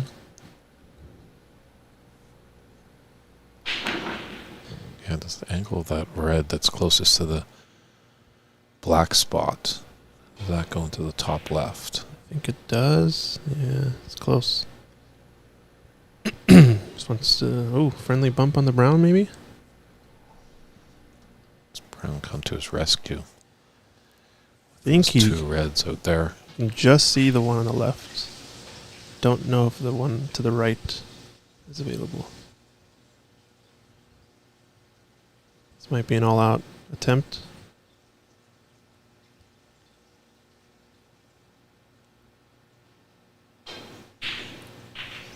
Just overcut it. Just doesn't want to leave a red on because black is pretty much a gimme right now. Kind of fortunate, actually, not to leave it one to the left middle pocket, but this one, it's two reds near the black spot. Might be the case if the bottom one goes. It's pretty close. Can't tell. It's ugly all around. I'm almost thinking that red that's by the yellow up table as much as it's a long pot. Just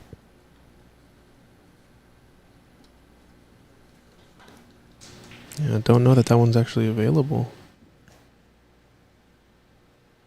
So kind of a fortunate split here for CeCe to not leave an easy one for Brady. true. It's tough because you kind of see by that angle that maybe does that cue ball go past the yellow, but It's really close. Yeah, Brady's having a hard look at it, that's for sure. You know what? Actually, I've started to acknowledge that maybe these angles aren't quite what we can see. So I'm gonna go on the side of yeah, he can probably see it. I'd imagine he's thinking about something. So Best vantage point will be, from the players' eyes, what they see. But I don't think we really want to start putting GoPros on players' heads in matches and stuff like that. I think we'd have a lot of people that might get a little seasick bouncing around. So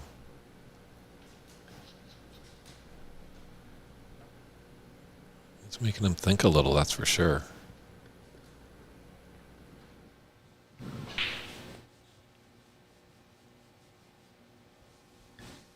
Willing himself into the shot. Just got to build him up inside and be like, you can do it, you can do it. Yeah, coming back into ball with that red. It's pretty close to that yellow pocket. Maybe a safety here. Oh, wow. He went off of the red. Nice pot there. Wow.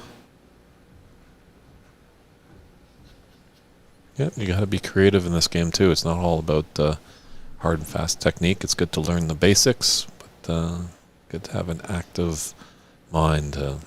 Use balls and cushions. That's what they're there for.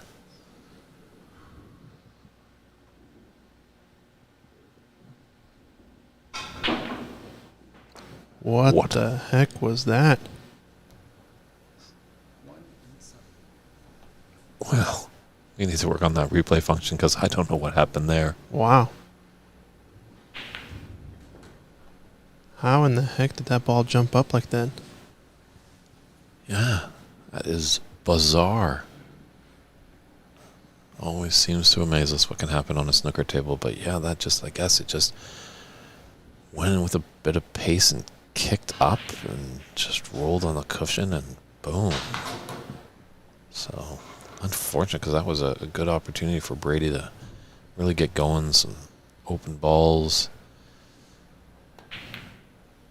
Now he's left the door open for CeCe. So a little unfortunate there on that black by Brady.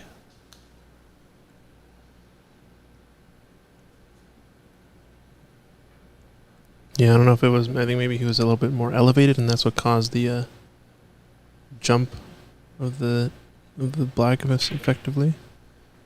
Not sure. Well, what a moment for that to happen. CeCe could have done with a bit more of a bump off the cushion there.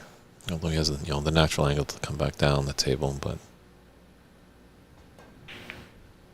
yeah, that was a tricky shot he had. Oh, it's gonna leave something.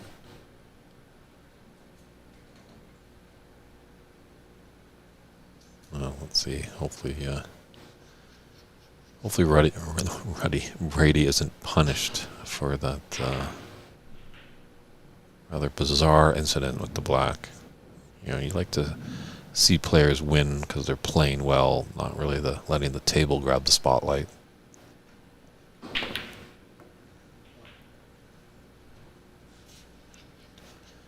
Okay, I think this is where Brady's going to find something and then definitely doing a little maintenance over there. That top left corner pocket doesn't want to replay his last shot. Yeah, I think that's exactly what I would imagine. David Brock, he's playing down on the white and might have jumped. It might have jumped it into the black, causing the black to jump into the back of the pocket and jump out. Yeah, just there was definitely some elevation on that. You can see from the replay. I think it's not anything more than he normally does, though. I feel, but he's definitely cueing down onto the ball a little bit more. Well, not as crazy as Stephen Maguire's shot at the Masters. I don't know if you saw that, Christian, when he was playing Neil Robertson. He hit a ball so hard that it kicked up the red came kicked up out of the pocket, and with the spin it had, it rolled back into the pocket, and then his cue ball went in. And his cue ball also went in. Also went in. It was... I think I've seen one similar to that where he actually ricochets it off of the jaws in the corner, and it runs down the rail on top of the rail, off the table, and then rolls into the side pocket. From the top, I've seen that in a couple of clips in the past. But yeah, some crazy things can happen. Yeah, I think Mark Davis did that with the Brown, actually, just in the bulk end a few years ago. Yeah, maybe that's the one. Pro Tour, so. Well, let's put it behind him, it seems, because he's on a break of 16 right now. Yeah, this is just what the doctor ordered for Brady. He needed like some reds that were kind of open.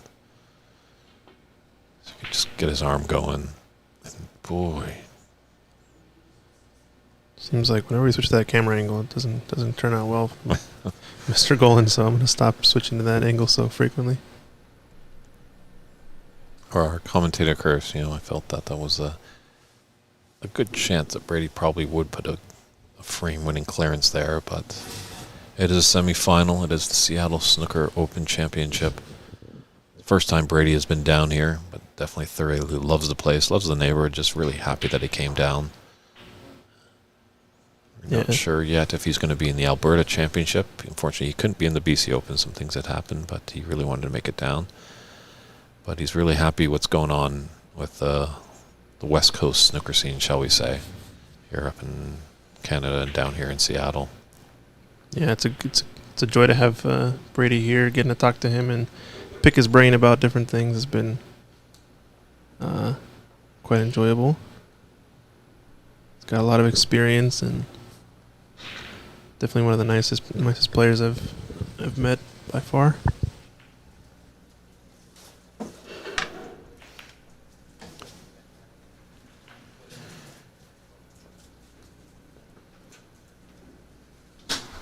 Well, if CeCe is going to take this frame at this visit, he's definitely going to earn it. It's a tricky, lucky table.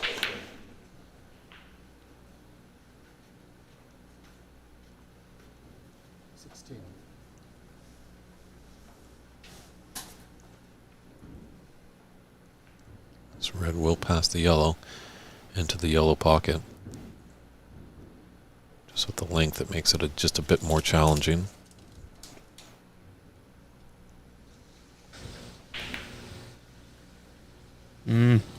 Overcut it. Stood up right away after he shot that.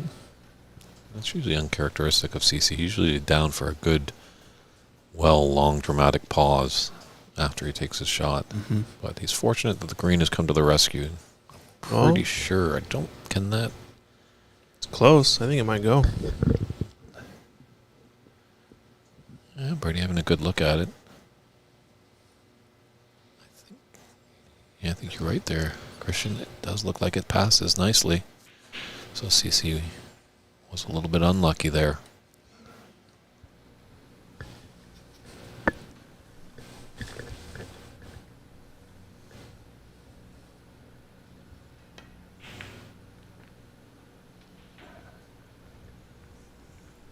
So 33-48. This could be the second frame down for CeCe in his Seattle Snooker Open career record. Lost one frame to Daniel yesterday, but other than that, he's been undefeated here at the Seattle Snooker Open for 2 years running. Can Brady continue to break through? Balls are looking pretty nice for a clearance.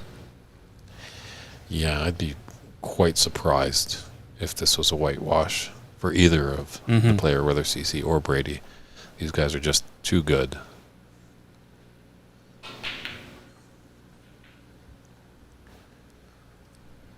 So 27 remaining, 20-point difference.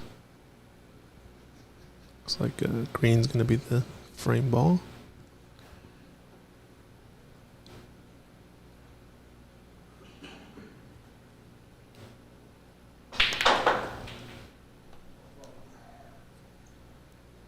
It's a little tricky, actually. It's gotten a little bit thin. Yeah, just going to have to put a little check siding so the cue ball straightens up off the cushion.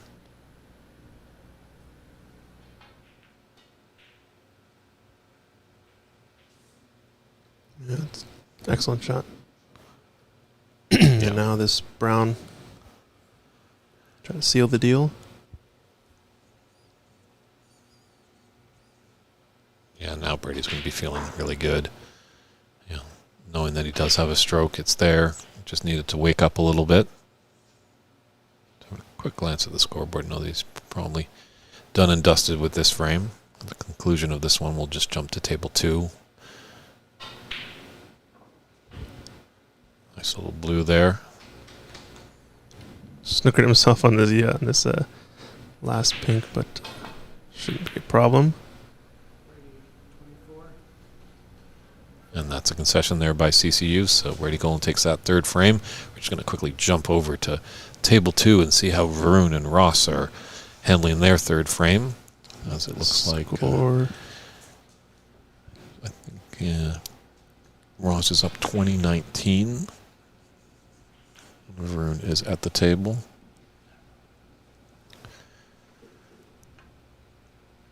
So yeah, maybe we might stick around at this table for a little bit, as it could come to its conclusion a little sooner than our other table. Lots of great snooker here. And it's great the technology we have here to kind of bounce around from tables and stuff like that. Take a quick look at the bracket here. Our semifinalists, how they got there. This is our second semifinal match. And we do know we have some Varun fans and Ross fans out there in the stream, so we're allowing you to take a look at your favorite players right here.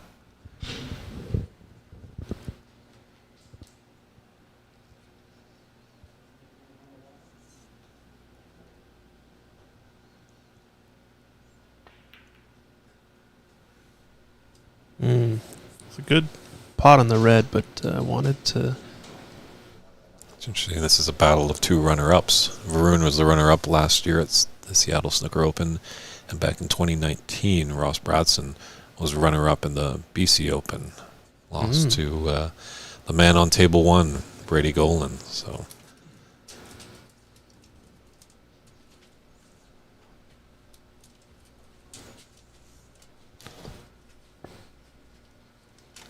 Is everybody Catch get it, Robert. Thank you very much for the nice words. I was really impressed by the production that we have, the multiple camera angles, the sound, the scoreboard, and the commentary.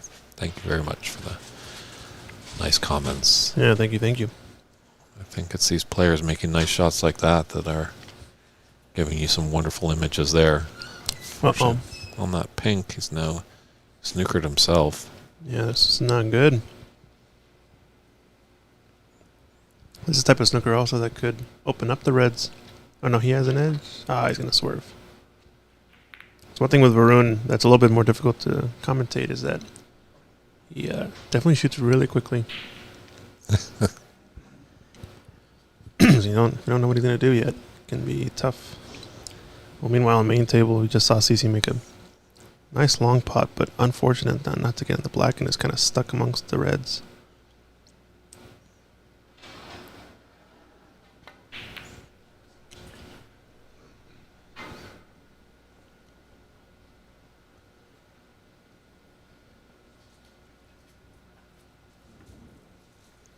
Interesting dilemma that Ross has here.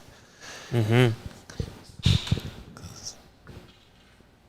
There's no real easy color ball that's going to break out that red.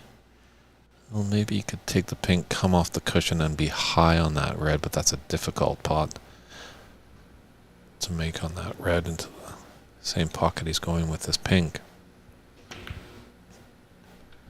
It's a great angle to show how large these snooker tables are. 6 feet by 12 feet. And Ross is not a small man. Yeah, and the table is just dwarfing him, it seems. Yeah.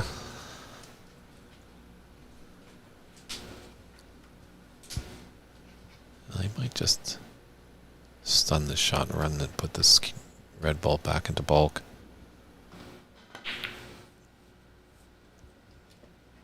Oh, almost made it. He's going to get the snooker. It's close. Can we get a shot? No, it's too hard to tell from here. And well, Vern has a moment of a thought, so maybe he is snookered a bit. As you were mentioning, Christian, that Vern definitely does like to get on with the business, doesn't dilly-dally that much, but I'm thinking a bit more. No, he had a pathway.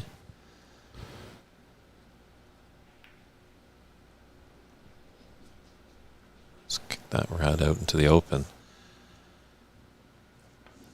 Is that a tempter for Ross?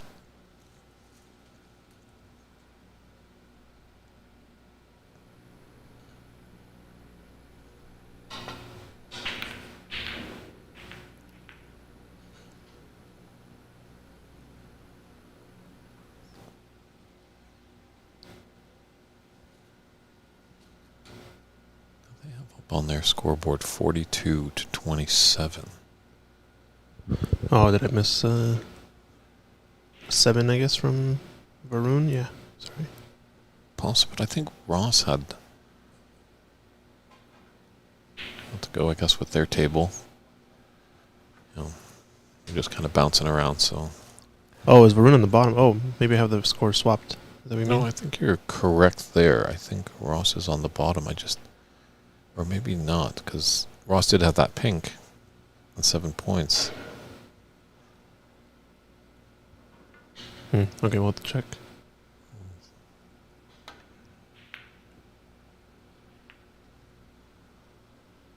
See what happens when someone pots this red, but we might be in for a bit.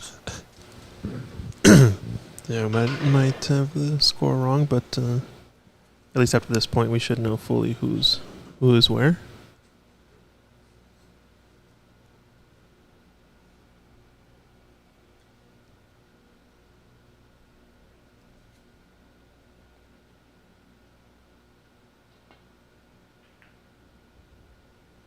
Ooh, is he going to get behind the black? Oh, just a little bit too pacey on that one, I think. And thin on that pink. If we just hit it more full in the face, would have really slowed down that cue ball and probably just let it slide gingerly behind the black.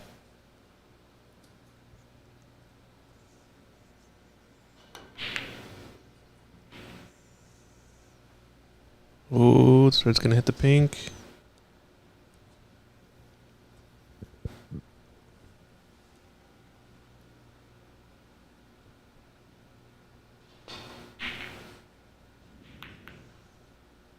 Double kiss to the safety. Oh, usually the dreaded double kiss isn't that good, but worked in his favor there. Vern must have a little French where a double kiss is not a bad day out. Oh, careful, blue ball.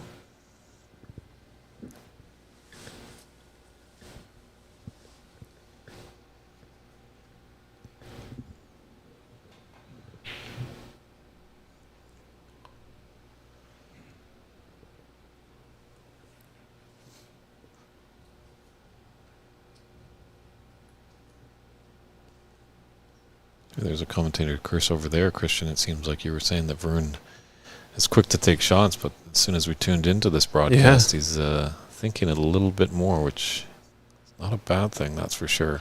Sometimes you see players just taking shots too quickly. Alright, so that red goes, so now we can definitely confirm who has which score.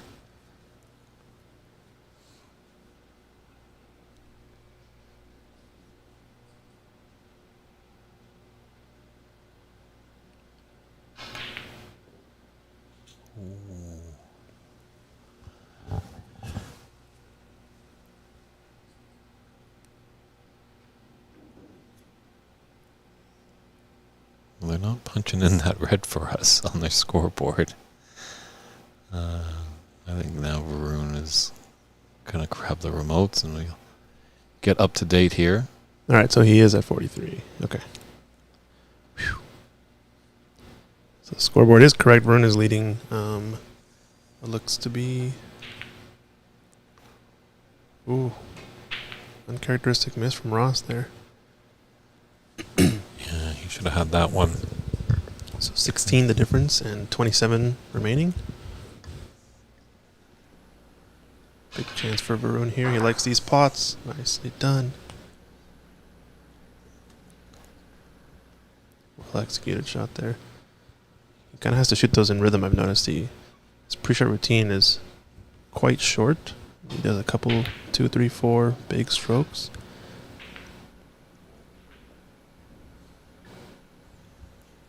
Brown is his frame ball.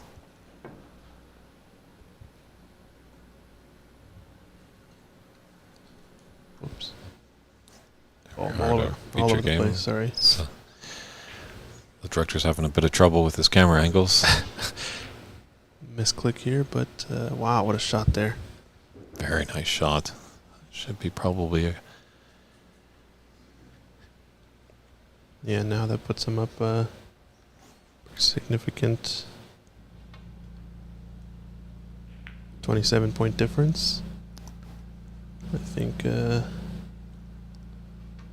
I think you give him an extra 4 points. I think it's actually 50 to 27. Oh. 52. I give him an extra 2 points. Okay.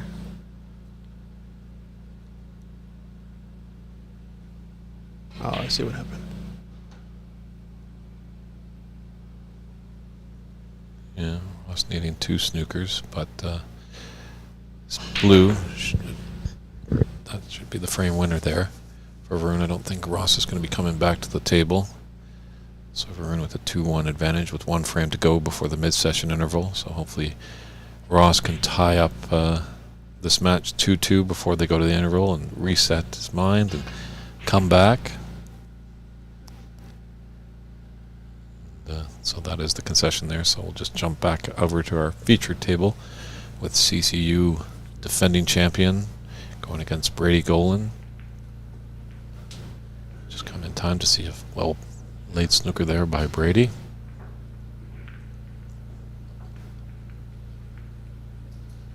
Not the end of the world, as there is still lots of reds on the table, so the target area is much bigger for CeCe. But the big thing is, as we've mentioned, with these more high caliber players, getting out of the snooker is one thing, but getting your cue ball safe is another. Because if you pop out a few reds, these are the type of players that will take colors with those reds and start developing more reds, and you'll probably be sitting in your chair for a lot longer than you thought.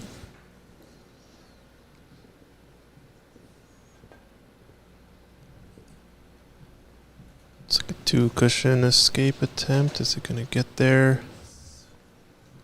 Not quite. I think there is possibly a red on. But again, I think Brady might trick us and choose not to go for it. I don't imagine he should, in my opinion, but he's at the table and not me, so... Yeah, it's got a couple of them on, and that blue is just over the pocket, so it's definitely a gimme, as you can see in the top of your screen there. So this time he elects to play on.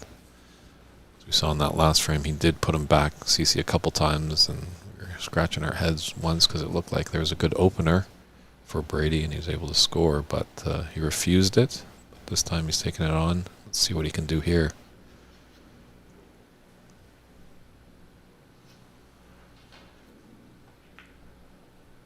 So both matches coming back more even. 2-1, 2-1.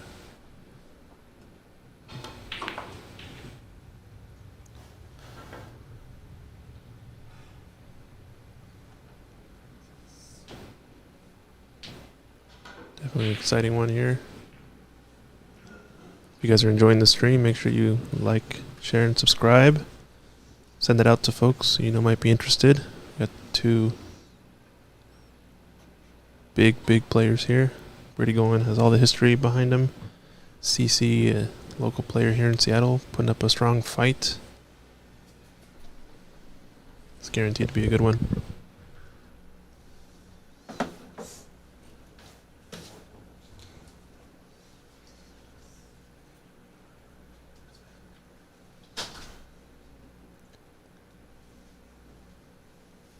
Be a red in there somewhere. No, he's just going to roll up. I thought maybe he saw something that we didn't.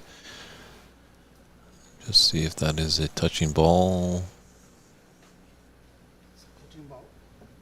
Yeah, touching ball has been awarded, signified by referee Dominguez.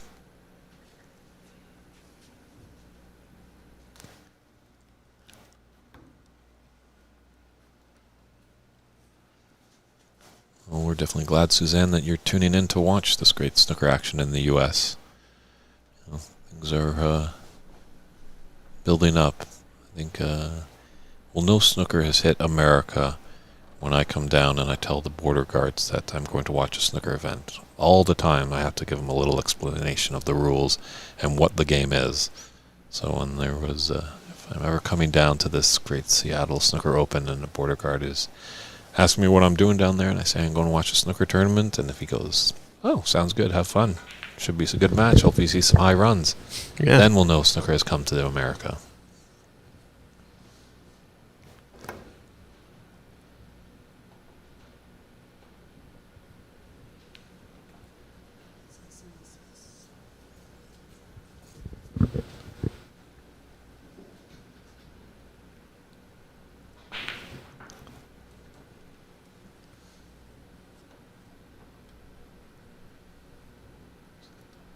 Thin cut there, but it does have an element of safety, but just want to hit it with some pace so it just doesn't roll over the pocket.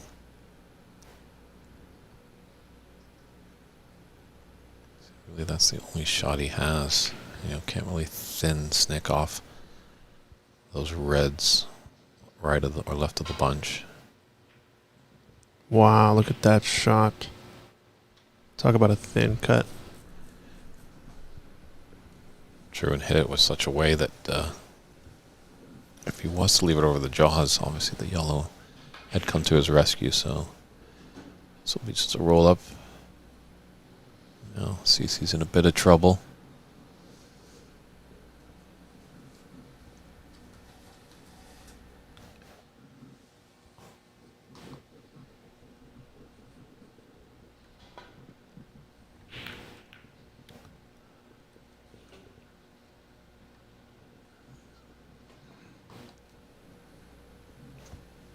Similar escape as last time, and this one's going to be definitely pacey enough to get in there. Nice shot from CeCe to recover from that nasty snooker. Didn't forfeit any penalty points. Really hasn't left Brady with anything really to get in. So Brady might just go and find that brown again with a little clip on this red, take the side cushion and get him into bulk.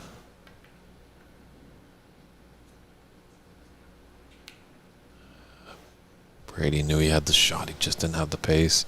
He hasn't been able to adapt very nicely to these tables. I think that's why you're going to see the caliber of these players. They'll know they can adapt, because not every club, well, I don't know how many clubs in North America have these great facilities. There's not many, so most players are playing on a table that has lawn grass and dead rubbers most of the time. I know there's a lot of effort going to make for professional conditions, but it does take money and it does take time, and hey, we're continuing to grow, and it shows by these players want to play on great conditions. So. Yeah, I think the analogy I like to say is that you want it to be like a furry ice cube. Slippery enough, but furry enough to grab sort of the spin.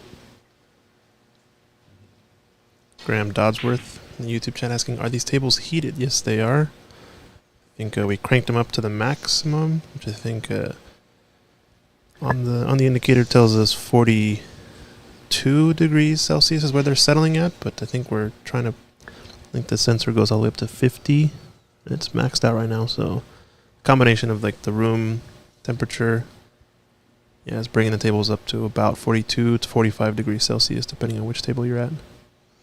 Definitely makes them run a lot smoother in terms of the bed of the cloth, and from what I understand, I believe the rubbers tend to soften a little bit and play a little bit less bouncy.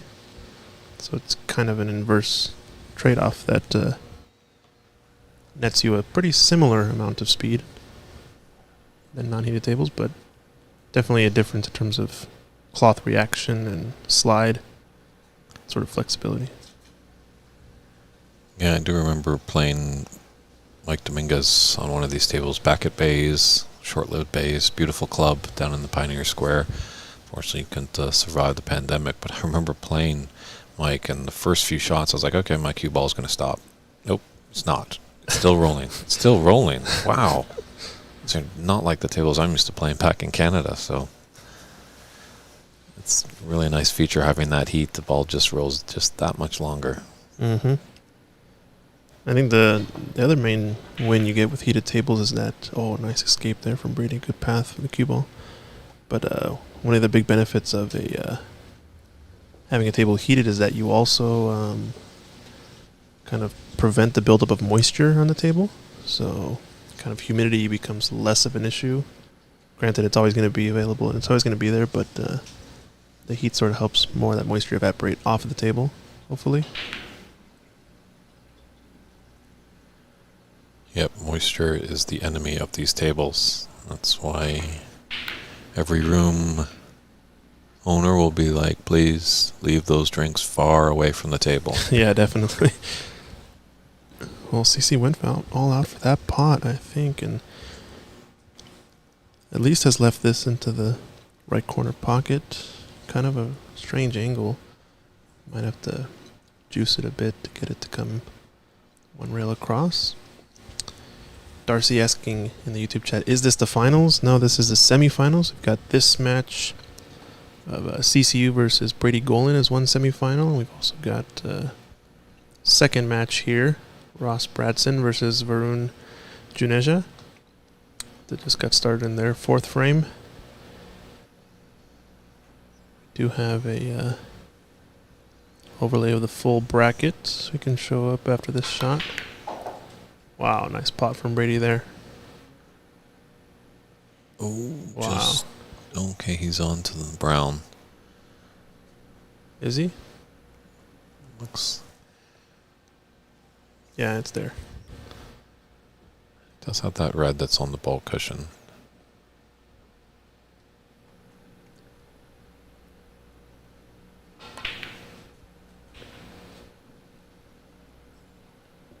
Hopefully off this red he can get a good angle on a bulk color to bring him back down the table.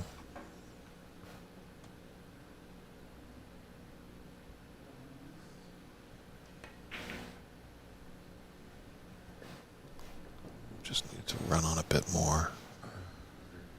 It's a tough little green. I don't think he's going to accept it. Maybe just run into the green and then come behind the brown.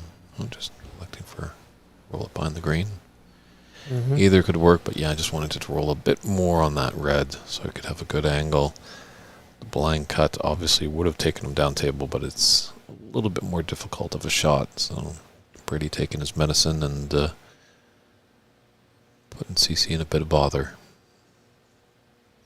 Just a quick look at the bracket for those who are asking. CeCe going through Dave Daly in the first round and Daniel Sargentsilio in the quarterfinals to get here. Brady battling it out with Charlie Brown and then beating Gary the Wallace 3-0 yesterday. Alex Newstead made quite the run against Ross, but Ross was able to take him out in the quarterfinals and had a first round whitewash against Jay Ma. And then Varun had a pretty solid path forward, winning 3-1 in the first round and 3-0 against Prathamesh in the quarterfinals. So this is just showing you how the players got to where they're at now. 2 semifinal matches with our final to be decided later this evening. It's going to be pretty good matches all around.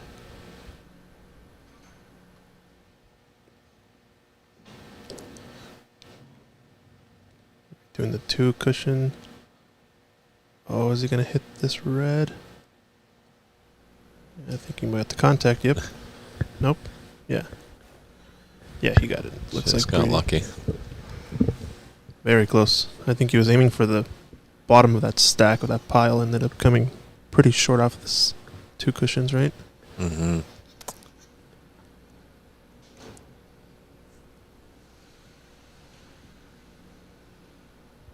Yeah, that's tricky pawn into the top right corner.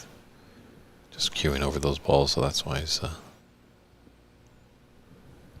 Play safe on this one. Yeah, put a lot of spin on that ball. Is he going to get behind the brown? Oh, Wow. it's so nice. Wow, what a shot. That's, I'd say, shot of the tournament right there. Yeah, Holy smokes. Like, he was up against it, and he just had to put a lot of juice on that just to get behind there, and the result has just been picture perfect. Yeah, incredible shot. Goes to show you, youngsters and new to the game, it's not all about potting balls. It's making your opponent real, because he's in a very difficult snooker. There are a lot of reds still on the table, so he's got a big landing area. This one just might go through everything. It's got to speed up. Yep. Doesn't leave anything trivial here. I wonder if Brady's going to put him back, most likely.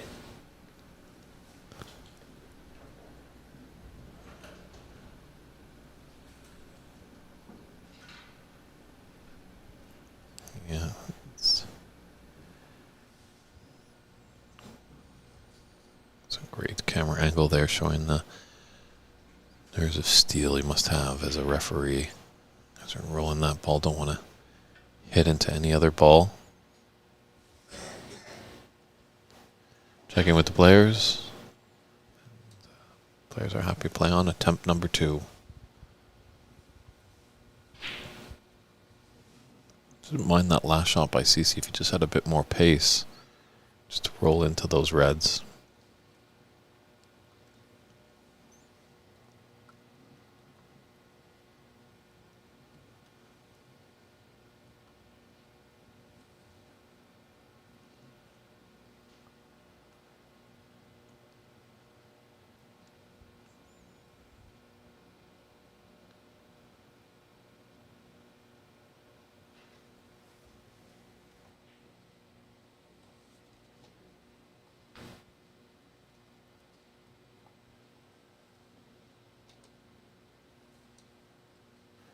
Vac is asking about referees and some leeway with enforcing the miss rule.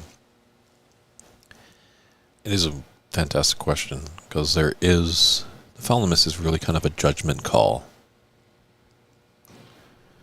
You know, if the player's going to come around, say 5 cushions, and miss their object ball by millimeters, you can't award just a foul, because the player made a worthwhile attempt. So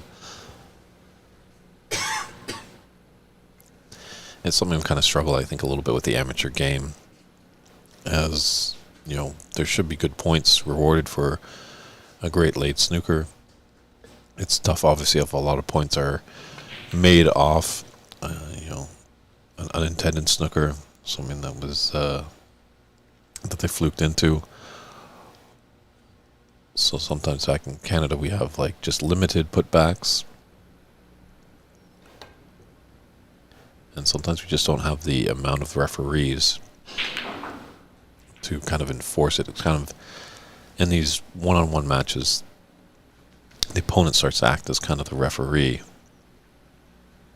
So most of the time you don't see it a lot in this, that the referee will just call the foul. But I think as we're getting more and more people helping out refereeing, you might see that in future events, that a referee will be like, no, they made a very solid attempt to get out of the snooker, and just a foul would be awarded. But time will tell. I hope that kind of answers the question. I know that was kind of rambling a little bit.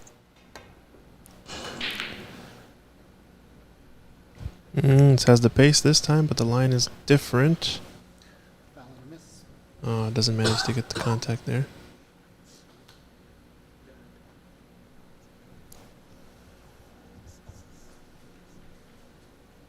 It'd be interesting. I know Mike Dominguez a couple of years ago, who was the referee at this table, he took a refereeing course with Michaela Tab when she was up in Vancouver. A lot of people had great fun, but she's always approachable for questions, so I wonder if he might reach out to her as like, have you ever felt of an opportunity to not call a miss in a game? Oh, this looks good. Nice shot. There's the contact. Yeah, he probably could play a different route for a different red, but he knew that that's the red that he wanted on. That's not going to leave Brady an easy starter.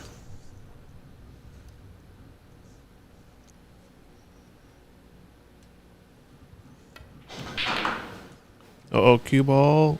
Oh, just caught the inside jaw. This could be disaster. Mm-hmm.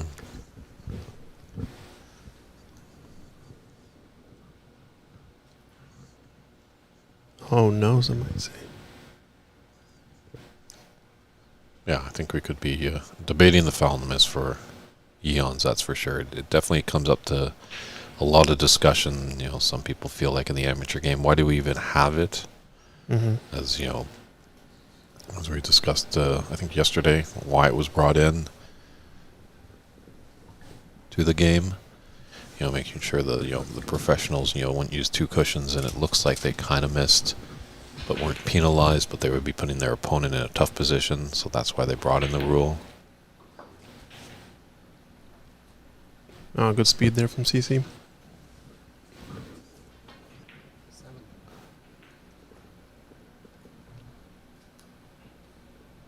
Yeah, I think if he was a left-hander, he might. Or he's a left-hander. I wonder why he's not taking that red on the bottom of those two. But it goes down to personal preference. He's played that quite nicely. Just needs to have an angle on that black to come back down a little bit for those three of reds. Those three reds, not three of reds. Whatever, is that a new term? Three of reds? Mm-hmm. Yeah, we make up new names here all the time. Like I said, the new catchphrase is going to catch on. The fluker is inevitable. Unfortunately, I think you're in a little bit of a dream world there, Christian. We shall see. Did have some people actually piping in the other day. Then they're like, I thought I heard this F word explained on the stream. What is that all about? Yeah, what is the F word?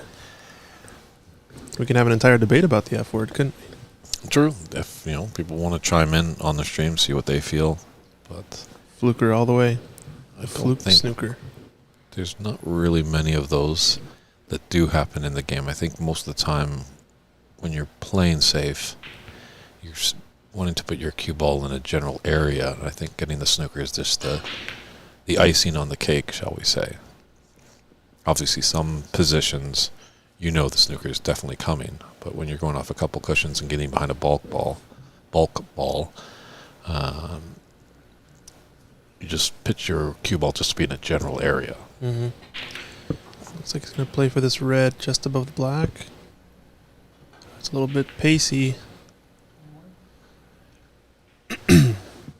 Does have the red below the black as well.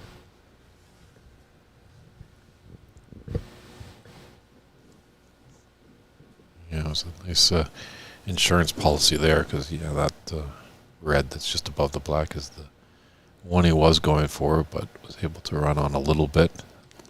Trickier of a black, but it's going to put him prime, or trickier red, it's going to put him prime on the black. Just a flick of inside. Oh, nice pot there.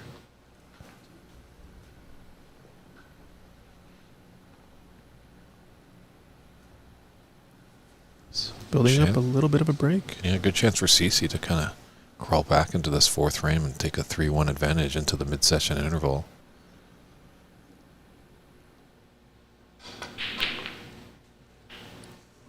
I thought might have had did he have a bit of an angle, maybe just to stun through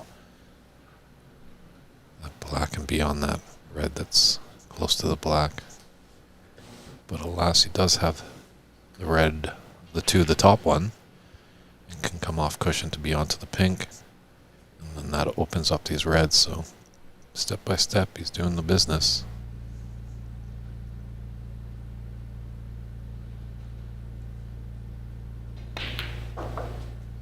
Oh, excellent pot there. Perfect on this pink.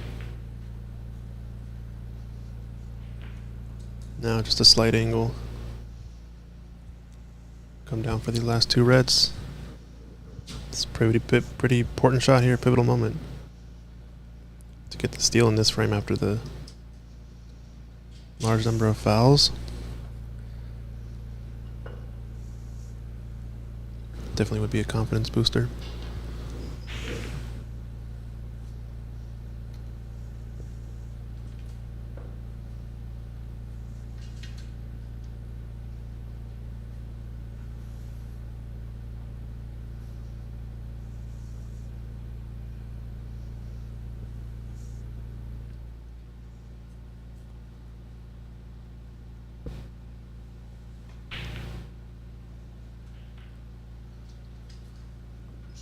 Yeah, this is looking really good for CeCe.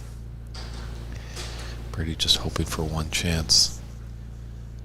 So far, high break for CeCe for the match. It's on a 36 so far.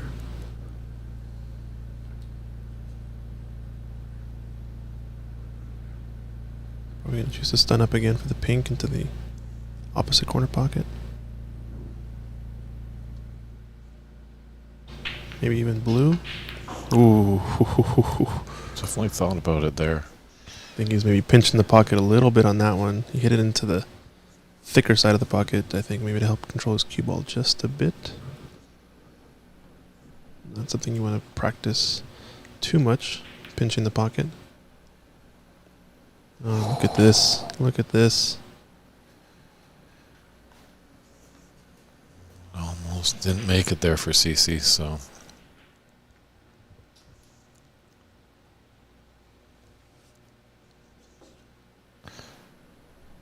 Just got to settle his nerves. Just doesn't want to get too much ahead of himself. It's a nice pot to have there. You know, you can hit it with confidence. You don't have to roll it in. Now, big shot here going black to yellow.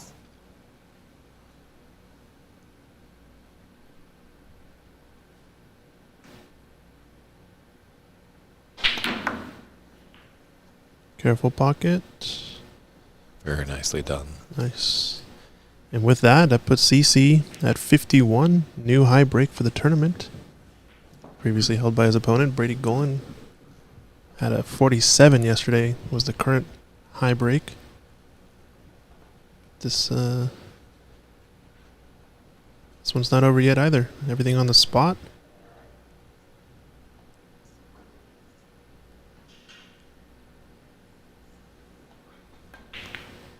Yeah, green's off his spot a little bit, but shouldn't be too much concern. This is a pretty routine.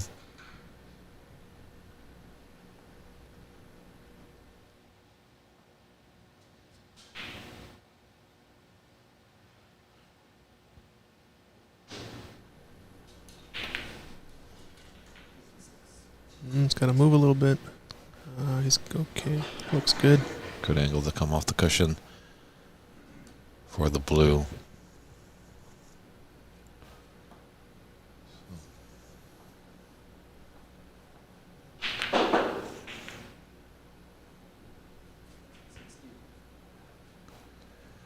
So Brady Golan is going to be trailing 3 frames to 1 going into the mid-session interval. Yeah, Costly massive, frame here. massive break.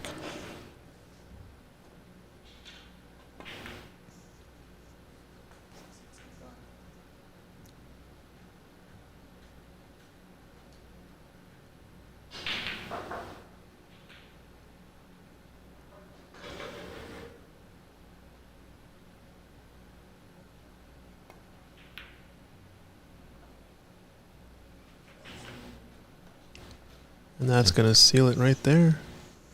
Yeah, great sportsmanship by Brady there. No, he's on a good break, letting him play. Usually there's a concession when you're down to the final black. The frame's out of balance. And CCU knocks that one home. High break of 78 for the tournament. Wow, what a run out there. And there'll be a little 10-minute break, but maybe we'll just pop over and see what's going over there on table number 2 in our other semifinal match. They're in their 4th frame as well, so they'll be jumping to interval, and here comes Mr. Bradson. This is looking good for him because he's always dangerous when he's in around the black area, that's for sure. Let's see, you get the score up to date. Looks like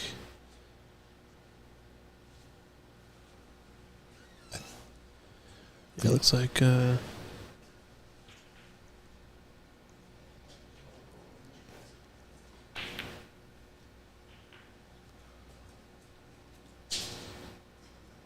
it 2-1 Varun, right? It is 2-1 in the match. I'm just wondering how they're scoring this, because sometimes players have the philosophy. I don't know what you guys do down in America, but the person whoever broke goes on top of the scoreboard. I see. But it's interesting with these electronic ones, you can't really do that because that keeps the frame scores as well in there. So pretty much like whoever starts on top is on top. Yeah, for the duration of the match. Mm-hmm. Yeah, so it's hard to tell, but we definitely know it's 2-1. Oh, sorry, I'm actually backwards. Whoops. That might be right in the frame score because as we can see from the computer that they're using, those it's supposedly 50 to 7 for Varun. Well, now we've just seen Ross pocket a few blacks here. Yeah, so maybe they're just pending updating that remaining score. So. Yeah, Snooker 155. He just missed a 78 break. Holy smokes. CCU clearing out that. I think they had a few reds on and he made a few pinks and blacks. Cleared up all remaining colors. High break of the tournament right there. Go back and watch it, I think, on YouTube. Should just be able to rewind it. Yeah, Snooker 155. Thanks for that little article you sent me on solo snooker. Very interesting that they had this back in Canada in about 53 years ago. That it was a qualifying and you play solo, and for every pot you miss, you get deducted 5 points. So an interesting philosophy.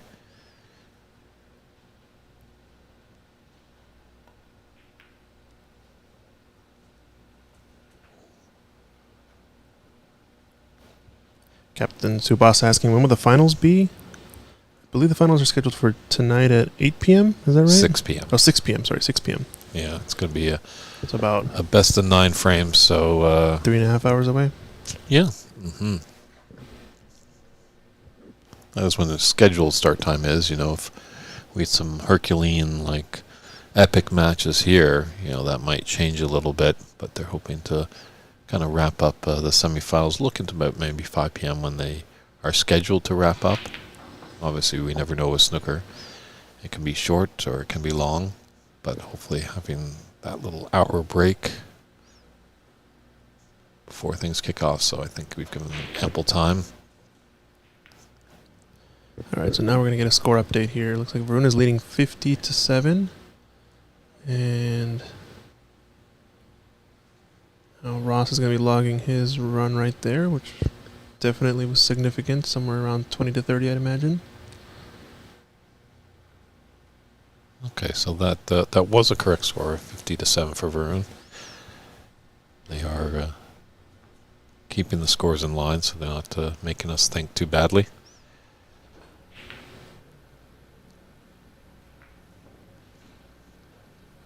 $39 to 50, it looks like.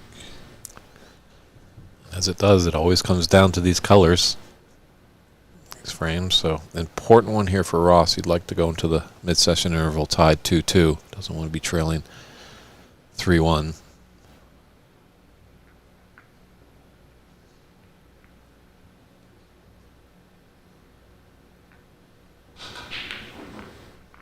Wow. Great green there. Let's see what he does with this brown.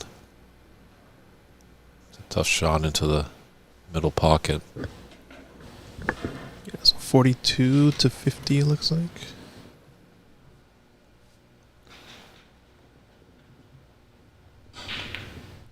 Ooh, shot that at pace. Interesting. Guess he was trying to come forward and open up the... Sorry, my camera's all over the place. Trying to open up the blue.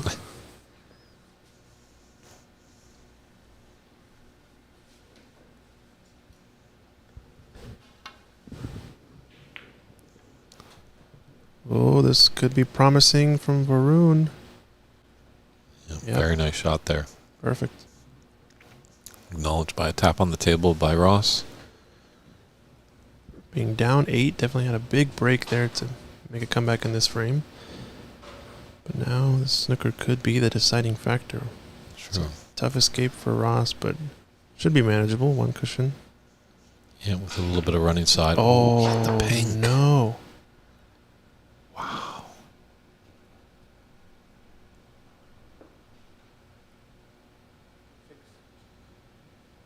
The pink, so Varun doesn't need this blue. He's going to try and develop it anyway. Well, the Canadians are looking to be in trouble here.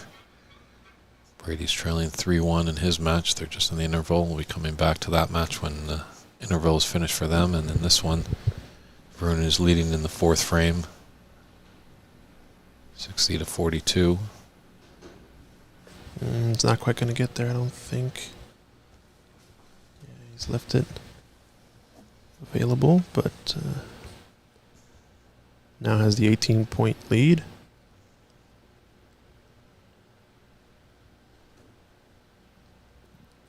So Ross playing here to tie if he pots all these. But a snooker would help him try to overcome that tie if he were to run out. Now this black looks pretty primed for a nasty snooker from either of these players. I wonder who's thinking about it. Or even the pink coming one rail off. Oh, I don't know if I like this. Pushing the blue towards the black could speak danger.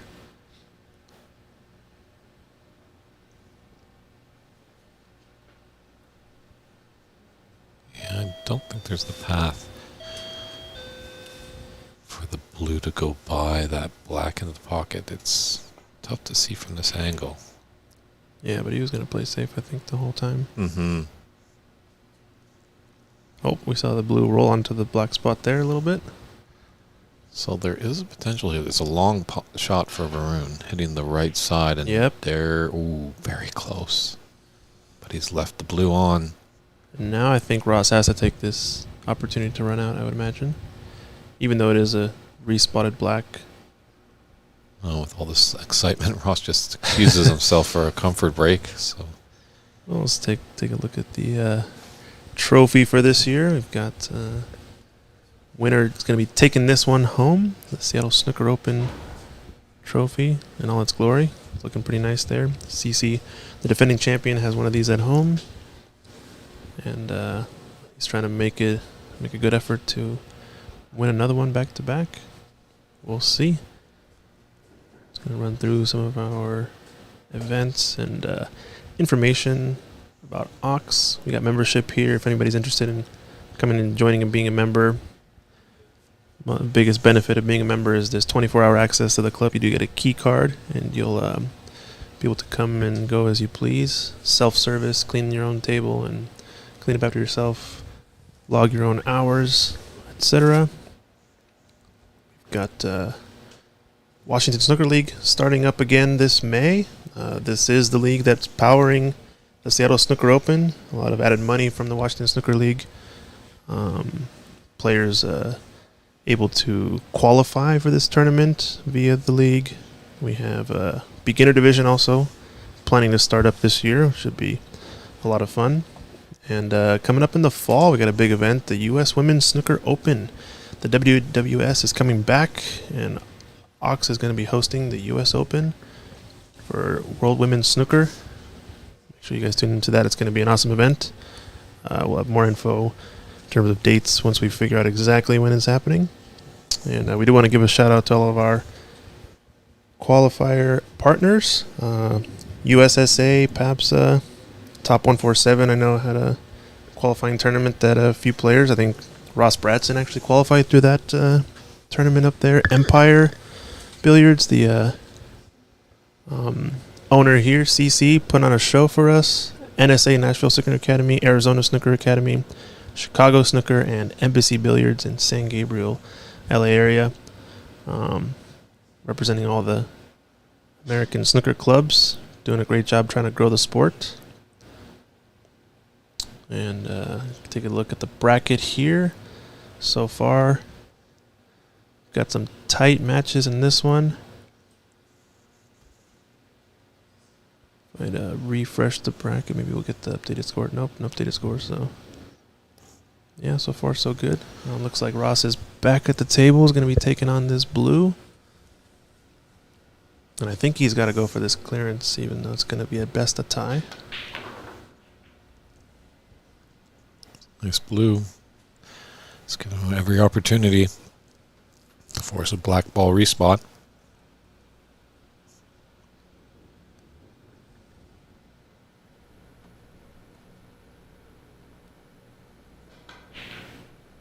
Oh, a little bit of shoulder movement in that one. I think he was outstretched. He's trying to put enough spice on that shot to get it to at least stun over towards the black. I feel like he could have rolled forward maybe to make it less of an action required for that stroke. But I think it just caused him to veer offline a bit. Still in it though. 13 the difference, 13 on the table. Varun has a chance here to make it pretty tough. I would imagine he's just going to push this pink up to the top cushion, of the bulk cushion, I mean. Oh, he's going to play the cue ball into the bulk cushion, I guess. Play the pink down. I don't think it passes into the black pocket, so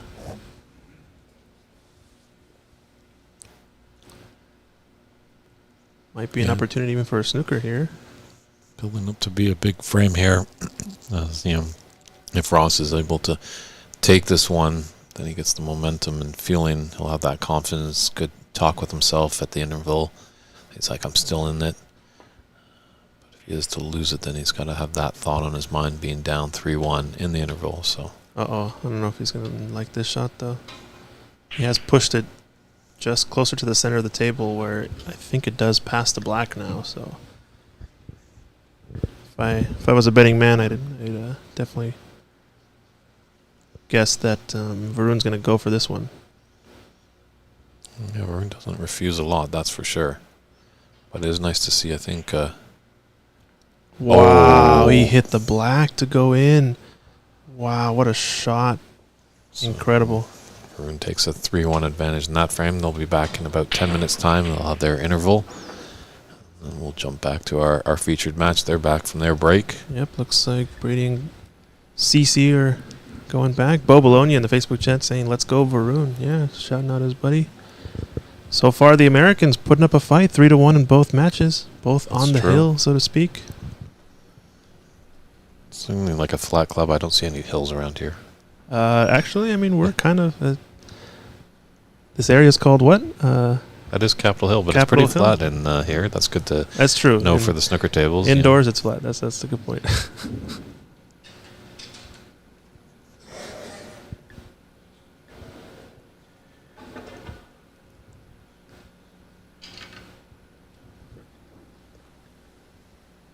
So it's going to be a good red for CeCe to get him going.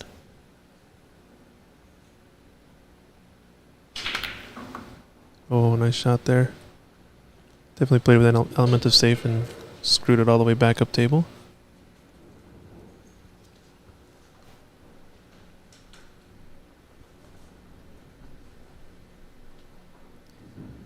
Anything can happen, says Graham Dodsworth. Yes, indeed. All these frames have been close, so it could have been either way so far. Wouldn't be surprised if it continues. Yeah, we expect nothing less from these players. They've made it to semifinals here. It's a pretty competitive match. A lot of good snooker to be had. Thanks for tuning in, folks. Like and subscribe. Share the stream out to anyone you think might enjoy it. Yes, that is correct, Mr. Chow. The finals last year was CeCe against Varun, so we might see a shading of that again this year, a replay. But I know the Canadians will have other thoughts about that.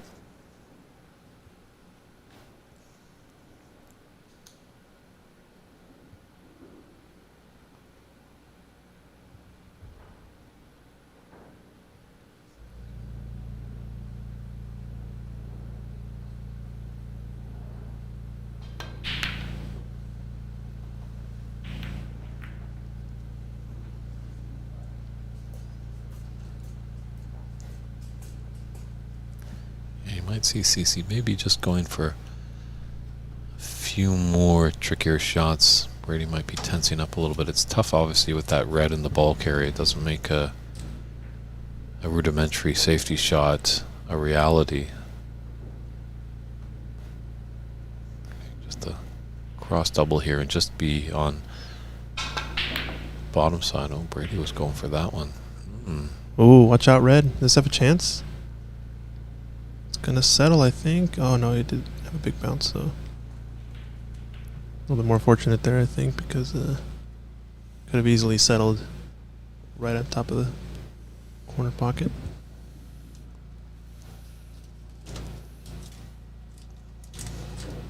All right, Dave. Any deciders, you think? Maybe. Are both frames going? Are both matches going to a decider? It's tough to tell. It doesn't. You know, it's a game of momentum. If Brady can get this frame here, obviously he's still in it because it's a race to 4. And will that boost up his confidence to run into a decider? So. Excellent pot there from CeCe. Got perfect on this, or not perfect, I guess. He's a little bit straight, but still straight and blue. Just taking a look and see if there's anything that goes easily into this right corner pocket. Maybe contemplating taking the black. Yeah, and just checking to see if that red does go by.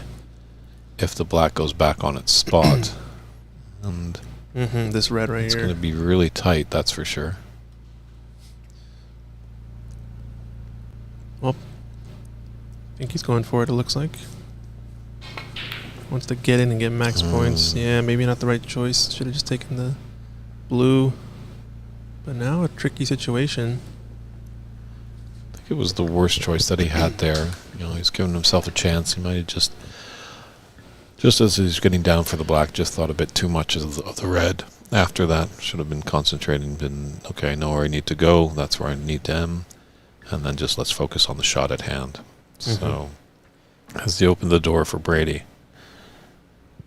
Yeah, I think having that big break in the last frame to kick it off, I think he wanted to pick up there and put another big break here to try to close out the match. But uncharacteristic miss there from Brady. Might actually give him another shot. Yeah. Then cut into this right little pocket.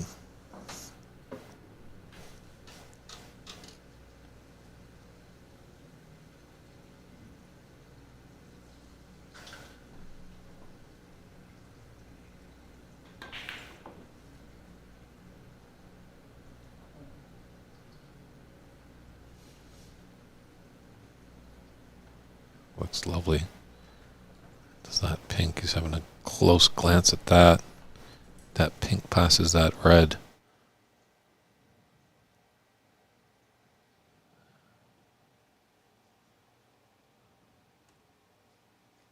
Looks like it does.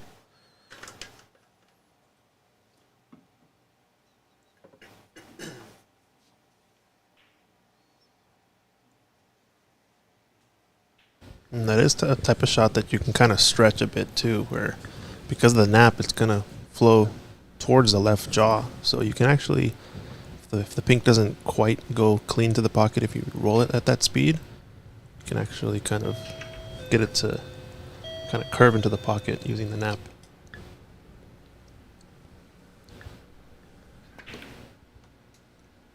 Kind of like that, actually. You see how he kind of went to the right jaw there, and then it actually kind of rolled just into the pocket a little bit. Yeah, just letting that nap do its business. As you actually said there, Christian, it will slide just ever so gently down towards that top cushion. Oh. After such a great shot there, pretty easy pink goes awry for CeCe. Tough miss, but got pretty fortunate. Not a touching ball, I don't believe. Yeah, once again, not a really easy starter there for Brady. As you can see, that cue ball's free of any reds, not touching at all. How do you escape from this, though? mean, this red technically pots into the right corner pocket past the black, but there's no way he's going to try to bridge over all those balls. I just have to play off the left edge of this red. Play it maybe back down to the top cushion.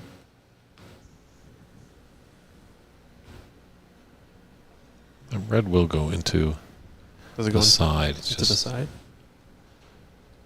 You know, the color is not there really, but yet the safe isn't there. So maybe pot this will still be at the table. Just Yeah, I was thinking this shot. You just kind of roll it and get onto the cushion if you can.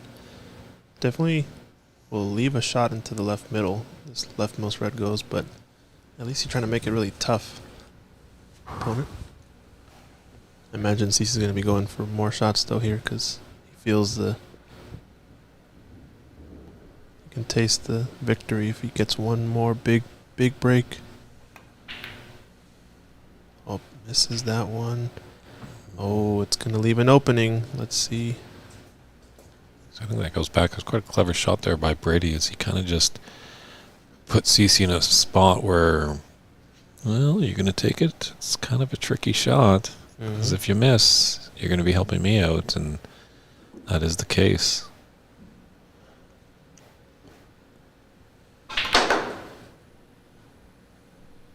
Ooh, does he open up pink and get on the black? Just a little bit shorter pace. Still, this black should go. Get back on the spot. Big shot here.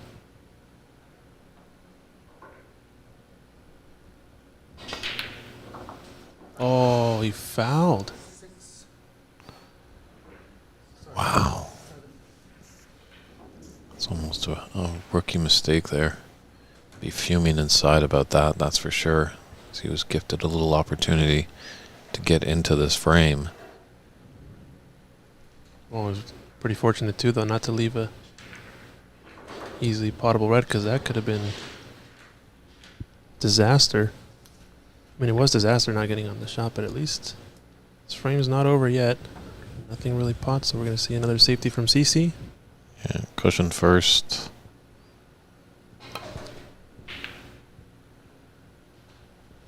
And that is a 7-point foul, even though he hit the pink with his cue. Oh, this has a chance. Wow. Ooh. Almost managed to roll that in the pocket. And that is on for Brady. Black is on its spot, so after that careless foul on the pink, Brady has been given an opportunity to come back to the table.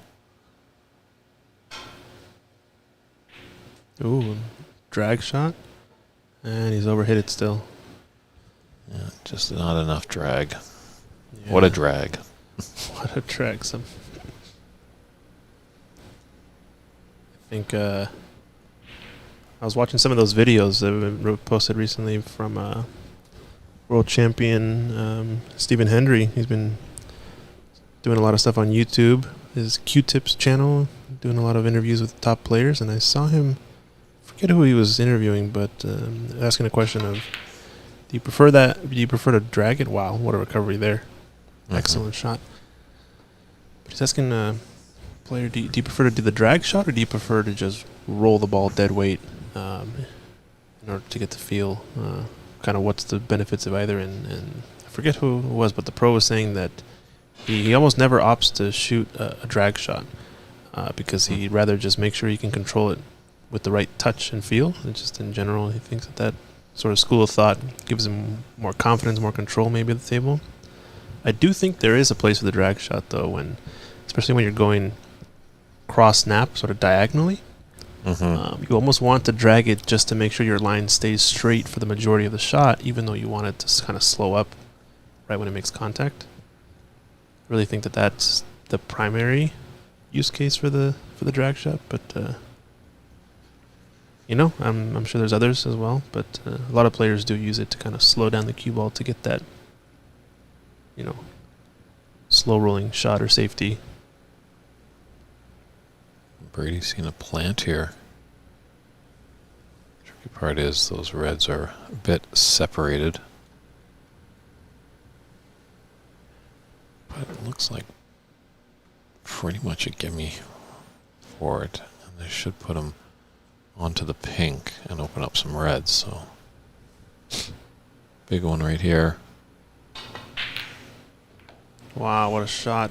Oh, and he gets And he's the on gap. the black as well. Perfect. Excellent shot there from Brady. Oh, we've seen a massive plant here. We've seen a massive in-off. Another red in the previous frame. It's not out of it yet. Fighting for every ball. He's got an opportunity here too. Break of 14. Now most of these reds are open.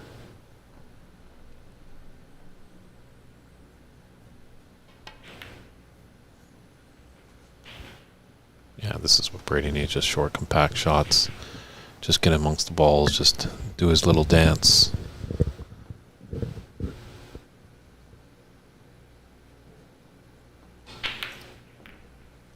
Yep, another bump of the reds. I think he was playing it maybe a bit softer just to get straight-ish on this left corner pocket. He's overrolled it just a bit. Does this red go past the pink? I don't think so. He took a look at it.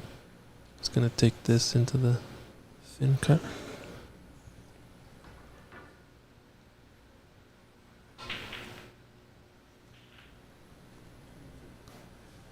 It's a decent bounce. I'd like a little bit more.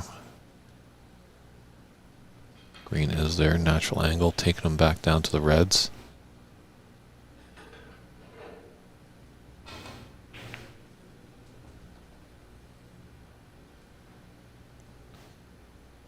Yeah, you'll see a lot with these great players. Definitely the 4 players that we have here in the semifinals is sometimes they take a shot and they get out of position, and soon enough, within a few shots time, they're back in position.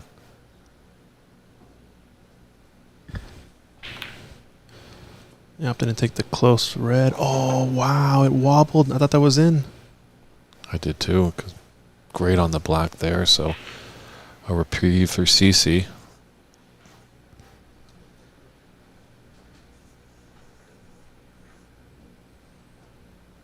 Wow, do you think he plays back down table for the blue or the pink maybe? Or just roll up to a bold color? Sitting at a decent pace. Yeah, he's playing for the pink. Might be perfect. It's going to get close to these reds though. Oh, I think he just has a queuing line. Wow, talk about... It's there, but it's just annoying going through those reds.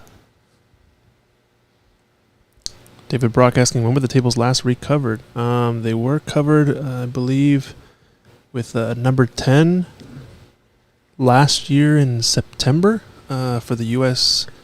National Championship that we hosted 2022. So, yeah, they're coming up on 8 to 9 months or so of use. Also, Simon wasn't here when he did the tables down in Rochester, because I know he came up to Vancouver to do some tables. Correct. That was more recent. This is the same cloth for, since last year. Okay. Yeah, the Rochester trip along with some other. I think he came to Top 147 and did the super fine tables there, and some other stuff. I think on the same trip. Mm-hmm. But yeah, this is still the same cloth from the U.S. Nationals that we saw Stephen Wong and Raymond Fung playing last year. But nice pink into the middle, and CeCe with a chance here. Battling back and forth in this frame. So far, I think the highest quality match we've seen, or part of frame we've seen in this matchup between the two. Both players kind of equally battling back and forth.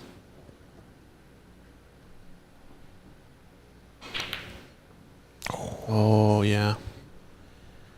Thought about canning into those reds to develop them. He hit it a little bit thick into the pocket, too, which causes cue ball to actually screw too much and miss the contact with the red. So I imagine the pace and the speed was right. He just didn't get the angle.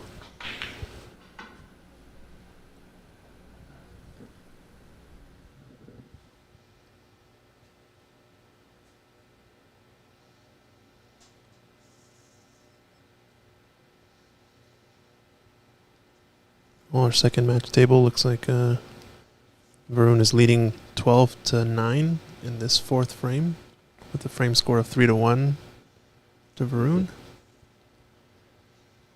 Tyler A on YouTube asking, will the finals be played tonight too? Yes, it will. It's about scheduled to start, I believe, in about 3 hours or so from now. Depending on the timing, we might shut down the stream and restart it again. But make sure you like and subscribe. You can get the notifications for when we go live later tonight. Wow, look at this. And look at this. This is a full snooker. Shot.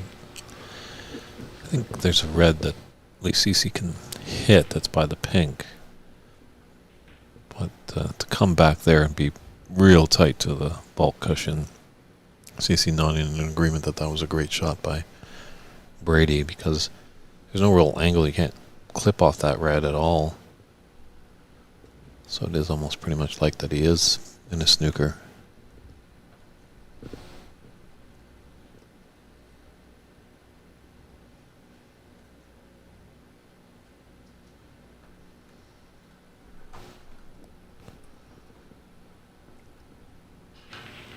Yeah, and that cue ball tight to that bulk cushion. Not quite touching, but pretty darn close. You can see CeCe cueing down on the cue ball a bit. Oh, he actually had the middle. Okay, so instead of trying to thin off the pack, he just wanted to break him up and hopefully get a good roll, and I think he's got it. Although he's left this up into the top pink pocket or yellow pocket, I believe.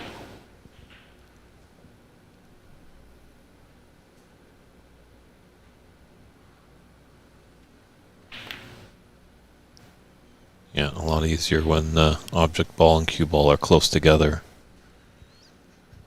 It's a little sparring match here in the fifth frame. Each player going back and forth. Yeah, I like it.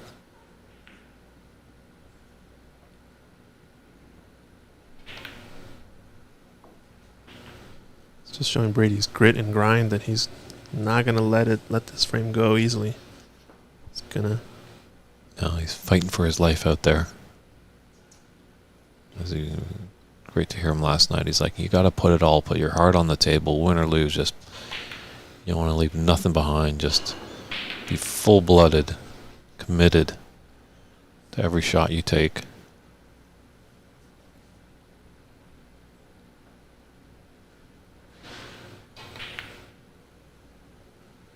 Ooh, is he gonna? Okay, yeah, he's not gonna go for this leftmost red.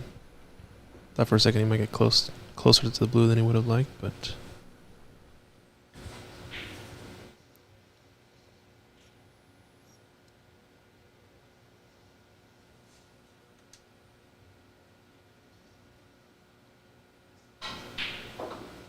Great shot there just to show how still Brady is on the shot. Nothing moves except that back arm just on a hinge. yeah, wow, incredible shot.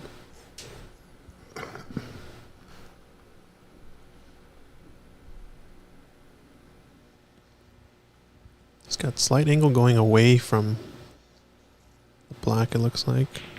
Maybe has enough to play forward 2 cushions, or can also screw back. Maybe put the double on this last red.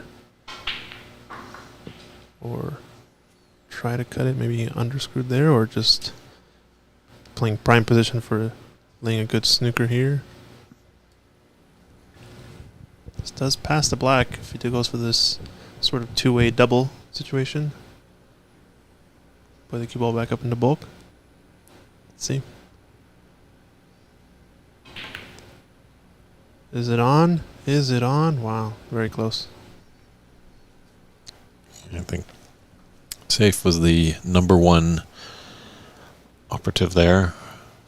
The success in that mission. So Snooker would have been a happy accident. So Brady Cullen with a 45-29 advantage in this fifth frame, a frame that he needs to win to continue his hopes of being the 2023 Seattle Snooker Open champion. This is nasty though. Got a good red. They bumped the pink perfectly. Yeah, it's going to be a long shot here, going up and down the table. Thanks for tuning in. Sea Husky. Hope you're enjoying all the great snooker action. This is just the semifinals. We will be having the finals at 6 p.m. Pacific Standard Time in a few hours.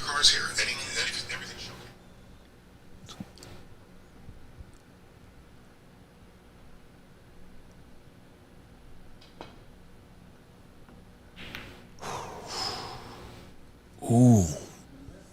He's playing it in a way.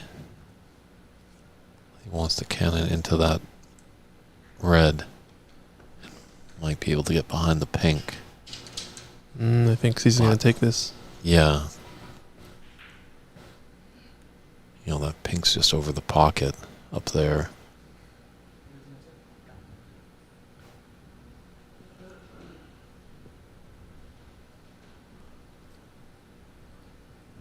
This red goes in. It doesn't look good for Brady. So, pressure red. Oh, we just missed it. Oh, no. Just missed it. Fractions from going in. Yeah, I think definitely not the wrong choice there to go for it, I think. No potential shot to nothing here by Brady. Clipping off the left side of that red, giving it a chance in the top right corner. But make sure in his cue ball definitely comes back to bulk. Oh, was that a miscue? I think he miscued that. Does the blue come to his rescue? No, I think there's a window. Looks like CeCe's getting up and looking down the line. Wow, a massive shot there.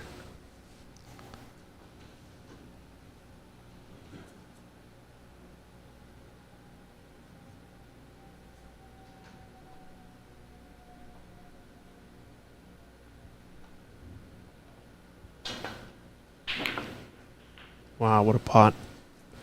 And this pink available.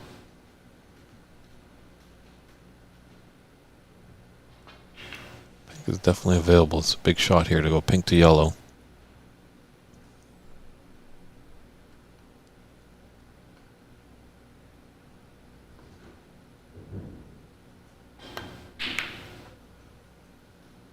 Run a bit more. Is it there? Okay, it's still difficult. But every shot is getting increasingly difficult. This is the frame he needs to punch his card into the final. So he just has to Just bear down on this one. let out a few breaths, you know, just keep calm.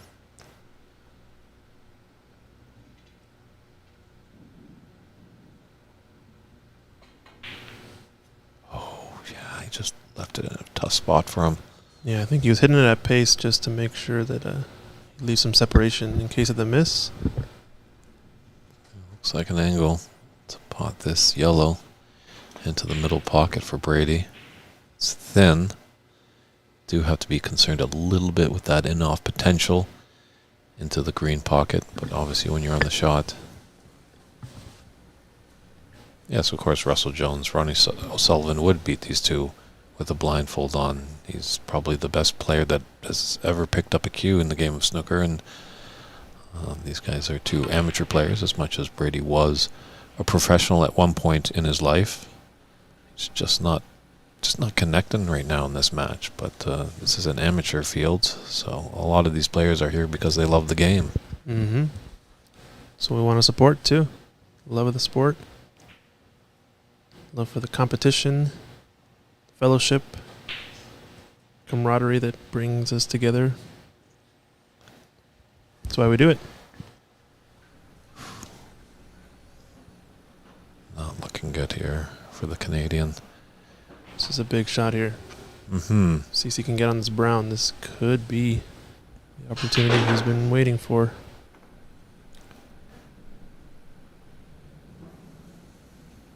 Yeah, mid-range shot.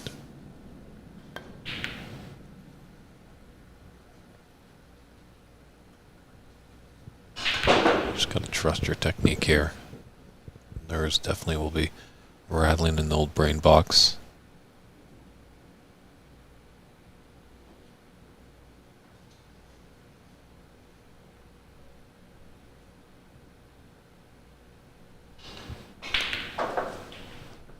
Doesn't need that black on the cushion. That's a good point. Good angle on this blue. CeCe, you're looking primed to get back into the finals of the Seattle Snooker Open.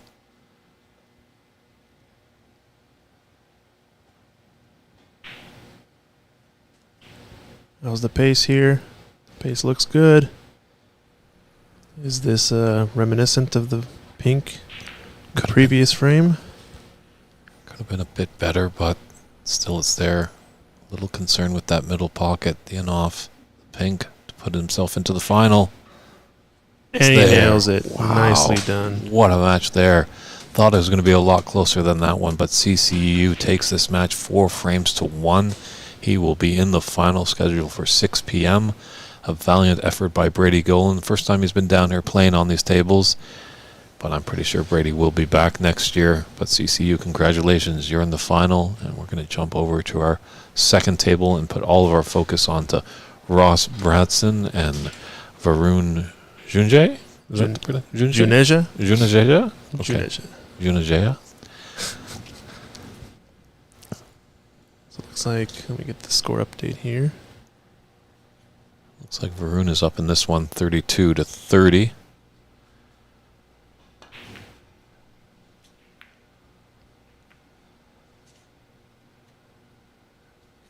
All the color balls are really down at the bulk end of the table.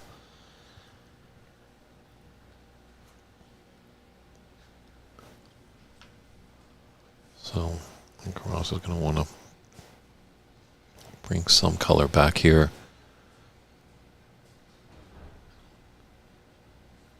Quite a wonderful little area over there with the brown and yellow, green and black. Just to get snookers in there that could really put your opponent in some sleepless nights as he is able to get back, maybe clipping off this middle red. Oh, watch out, jaw. Oh, no. This is a tough one for Ross here. Now, all the colors are up table, luckily, so it's going to force Varun to really move this cue ball. Looks like he's perfectly capable. Might be perfect on this blue to come back down for a red. Yeah, what a wild match. Could have gone either way in a few of those frames for sure. But the 78 break, I think, the highlight of the match for sure. Sets the new high break for the tournament.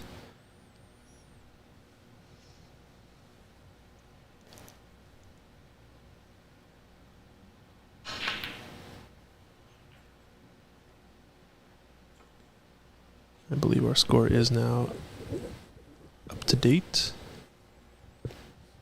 Live on the current break of 7 from Varun.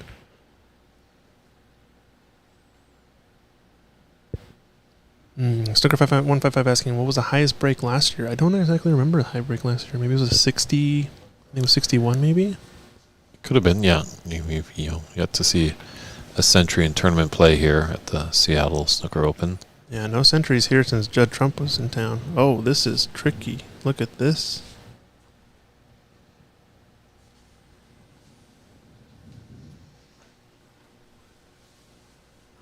Oh, he has enough clearance to go past that black. Looks like it's 44 to 20 with 50 points on. So. Oh, he's opting for the cushion first on that red. Interesting. That's going to pull up. Oh, that's leaving Varun a long pot, and he quite excels at these and just coming in without even thinking anything. Maybe you should have taken a little bit more time on that one. Varun was quick to jump on that long pot. Yeah, definitely. I think that's the only downside is he's fast, but he has to be in the right rhythm, you know? I feel like he tends to go a little too quick. That's when he makes the mistakes.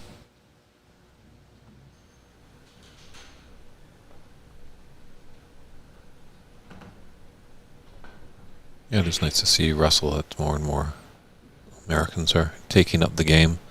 And it is a challenge. That is looking very nice. Look at this. Little raise of the hand. So it wasn't intended there. Okay, there's a 93 in the last year's U.S. Nationals. So Oh, no, I think that was a mistake. I think that was two 40 breaks like logged together by accident. I remember discussing this at length.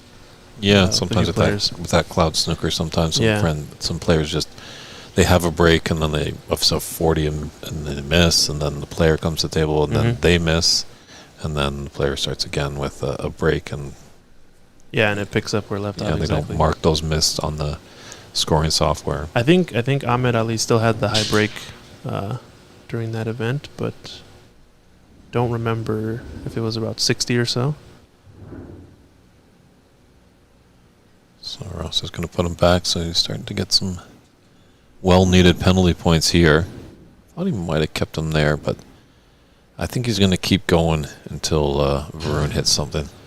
Yep, there's the hit. Just because the way these color balls are up in the bulk area. Oh, look at this cue ball. Look at that cue ball. Wow. He almost got in jail for Ross. But he's got to keep a cool head here. It's not out of it.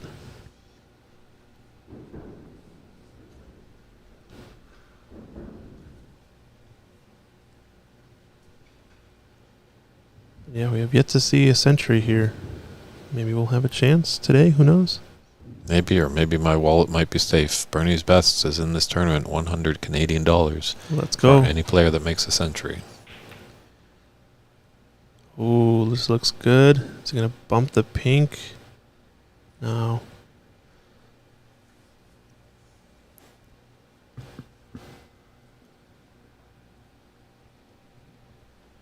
So, will we see a Canadian-American final? CeCe awaits the winner of this.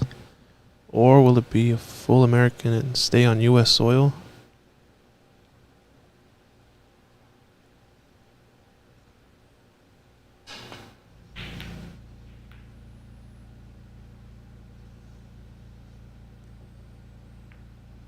Very nice shot there. Wow, excellent. A little flick off that yellow. Mm-hmm.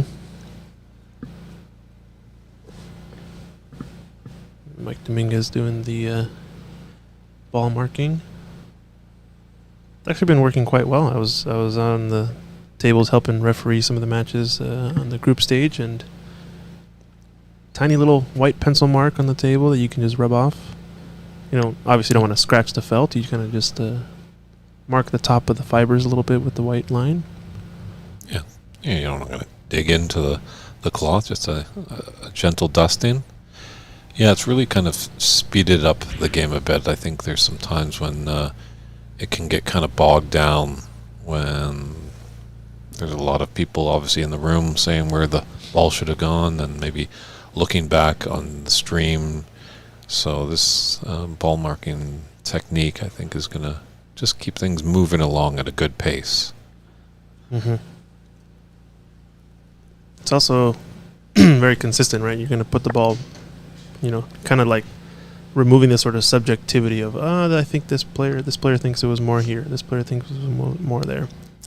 And it kind of covers the majority of cases, but the only concern is that you do miss out on, you know, those balls that are not on the spot maybe that you might have accidentally hit. You do have to think about how to respot those. Yeah, I think with us in the amateur game, the big point is getting the cue ball back. You know, sometimes there's some balls that are knocked when you do miss that shot, but sometimes they're inconsequential. They don't really matter too much. It's nice to get them back at least generally close. Mm-hmm. A nice shot here. Yeah, I can kind of stand up for that red and just shoot it down the cushion past the pink, so... Whoops, sorry.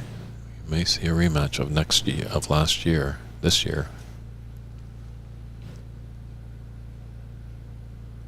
Does Varun have enough in the tank to clear enough of these balls? It is an opportunity. It's probably likely going to be playing safe off of this red, but where's the cue ball going to go? Oof. Awfully close to that pocket. I think he might have snookered himself on this red along the bulk cushion. True, I think so, because coming off the cushion to hit that red, he's not going to be able to do it, so... 3 cushion safety here. Doesn't want to hit the blue. Oh, watch out, blue. Watch out, blue. Now he's covered up that pocket. Ouch. Yeah. Now the way the ball's laid definitely favor Varun, I think, just because of how bogged down everything is. Doesn't want Ross to have an open table to run out, because you know he's definitely capable.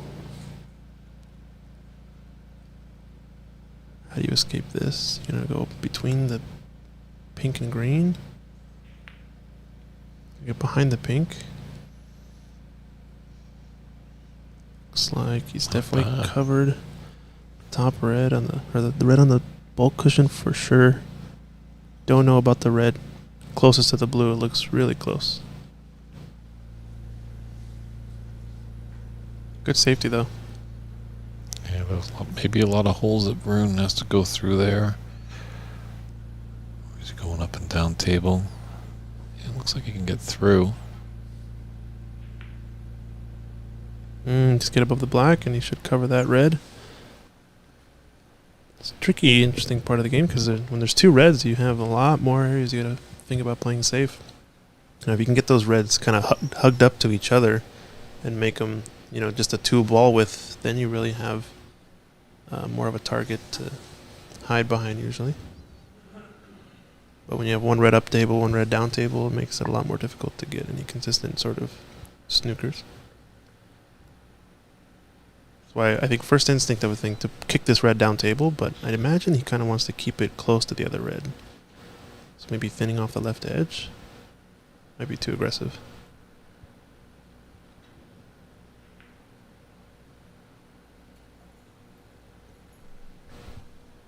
Not too bad. Yeah, definitely with the... You got to be mindful that there is two reds. Sometimes when you have that one red on the table, it's easy to focus on it and get it safe and get your opponent in a snooker, but there's always that extra red that could be on somewhere if you concentrate too much on the one.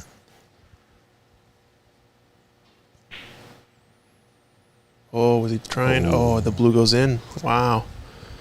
Dancing with danger there, Varun was. I wonder if he was trying the plant and then getting the second red to go in off the blue.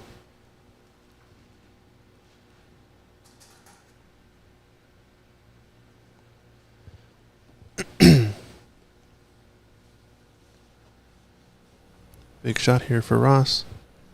Pocket is open. I think the black passes. Oh, no. Let that one. Does that pass the green? I think it might. If not, he does have the one into the green pocket, so that's most likely what he'll take if he wants to get on the black. Yeah, double trouble there.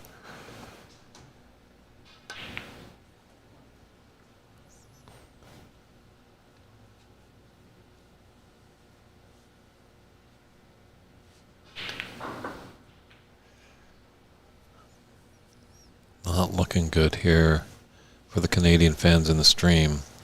I think we're slated to have a rematch. If this red passes, this will be the key ball, frame ball. Yep. Looks like 26 difference. But if he makes this yellow, that's his frame ball. This will be frame ball, yeah.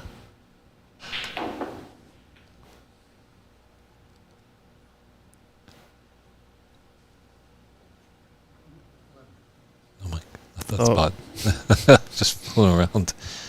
You know, millions are watching. Got to be professional. Like, I don't want to throw the player off with a little hijinks and stuff. No, I think you accidentally just put it on the wrong spot.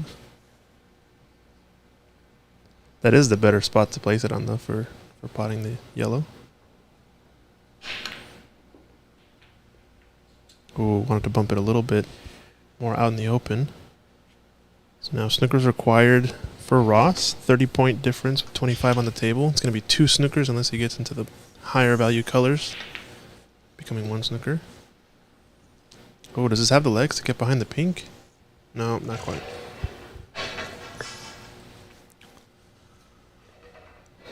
We're definitely going to see Ross play on here. This is for his tournament life at stake. It's got a brown that he can hide behind here. Yeah, the body language looked like he was a little deflated coming to the table. He's got to regroup, let out a few deep breaths. Maybe the pink?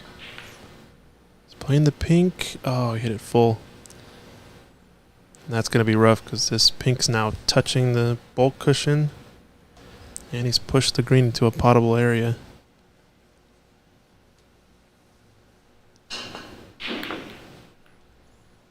Imagine if Varun's able to sink this green. Could be enough to force the concession. Probably not. I imagine he still plays on, but tough spot to here for Ross. What do you do? Pink was an awesome ball to be snookering behind, but just doesn't have a lot of space. Brown is really the only deadly ball to sook behind. Does he get it? Nope, I think it's going to be short, yeah. But a nice idea there. Just left the ball safe. Yeah, where black and pink lie, not really useful for any type of snooker, so it's really just playing behind brown and blue. And he needs two of them, just based on how the black and pink are. I don't imagine he would go for the higher value situation, so gonna roll it up to the pocket. Yeah, I think it's a smart shot.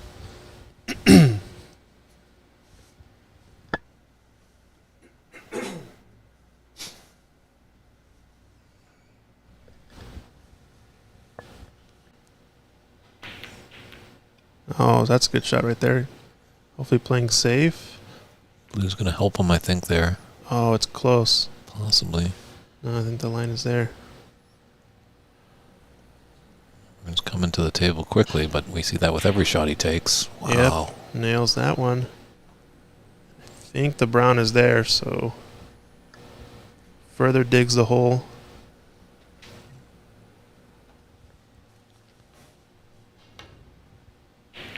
$33, 22 remaining. Sorry. So 3 snookers. Yeah, 22. 3 snookers, yeah. All right. Yep. It's not over yet, but luckily he's gotten the black out in the open, which definitely is going to help the cause.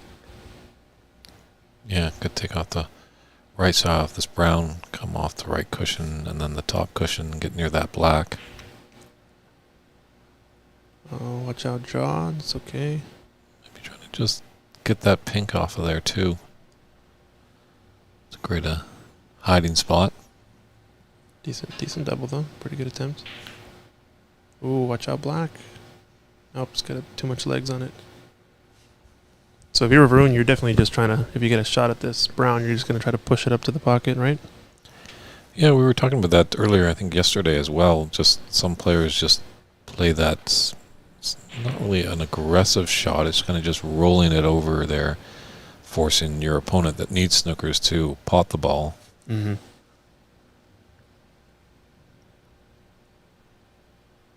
Yeah, both of the Canadians had good efforts today. They just weren't able to pull the trigger. Oh, here's a chance. A little disadvantage possibly because these American players are playing on these tables probably daily, whereas no, Dave Daly was in the round of 16, I believe. These players play on the table daily. My apologies. I was trying too cute to make a joke there. Shout out to Dave Daly. Oh no. Yeah, Ross just not feeling it. That on a good day, he's got his cue ball tight behind that blue.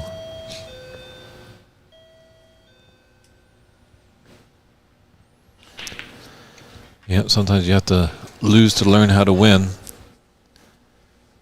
And, there's a little head nod right there. Here comes the handshakes. So Varun is punching his card into the Seattle Snooker Open final of 2023. So good effort by our Canadian friends, but it's going to be an all-American final, a repeat of last year. Will CeCe be able to keep that lovely trophy, or Varun will be a first-time tournament winner? Stand by. We'll be coming back at 6 p.m. Pacific Standard Time, so that's about 2.5 hours. So go get some food to eat and a cold drink, maybe even a little cat nap, because it's going to be an exciting one in the final. We could go the distance. So David Burney signing off, and we'll see you back here at 6 p.m.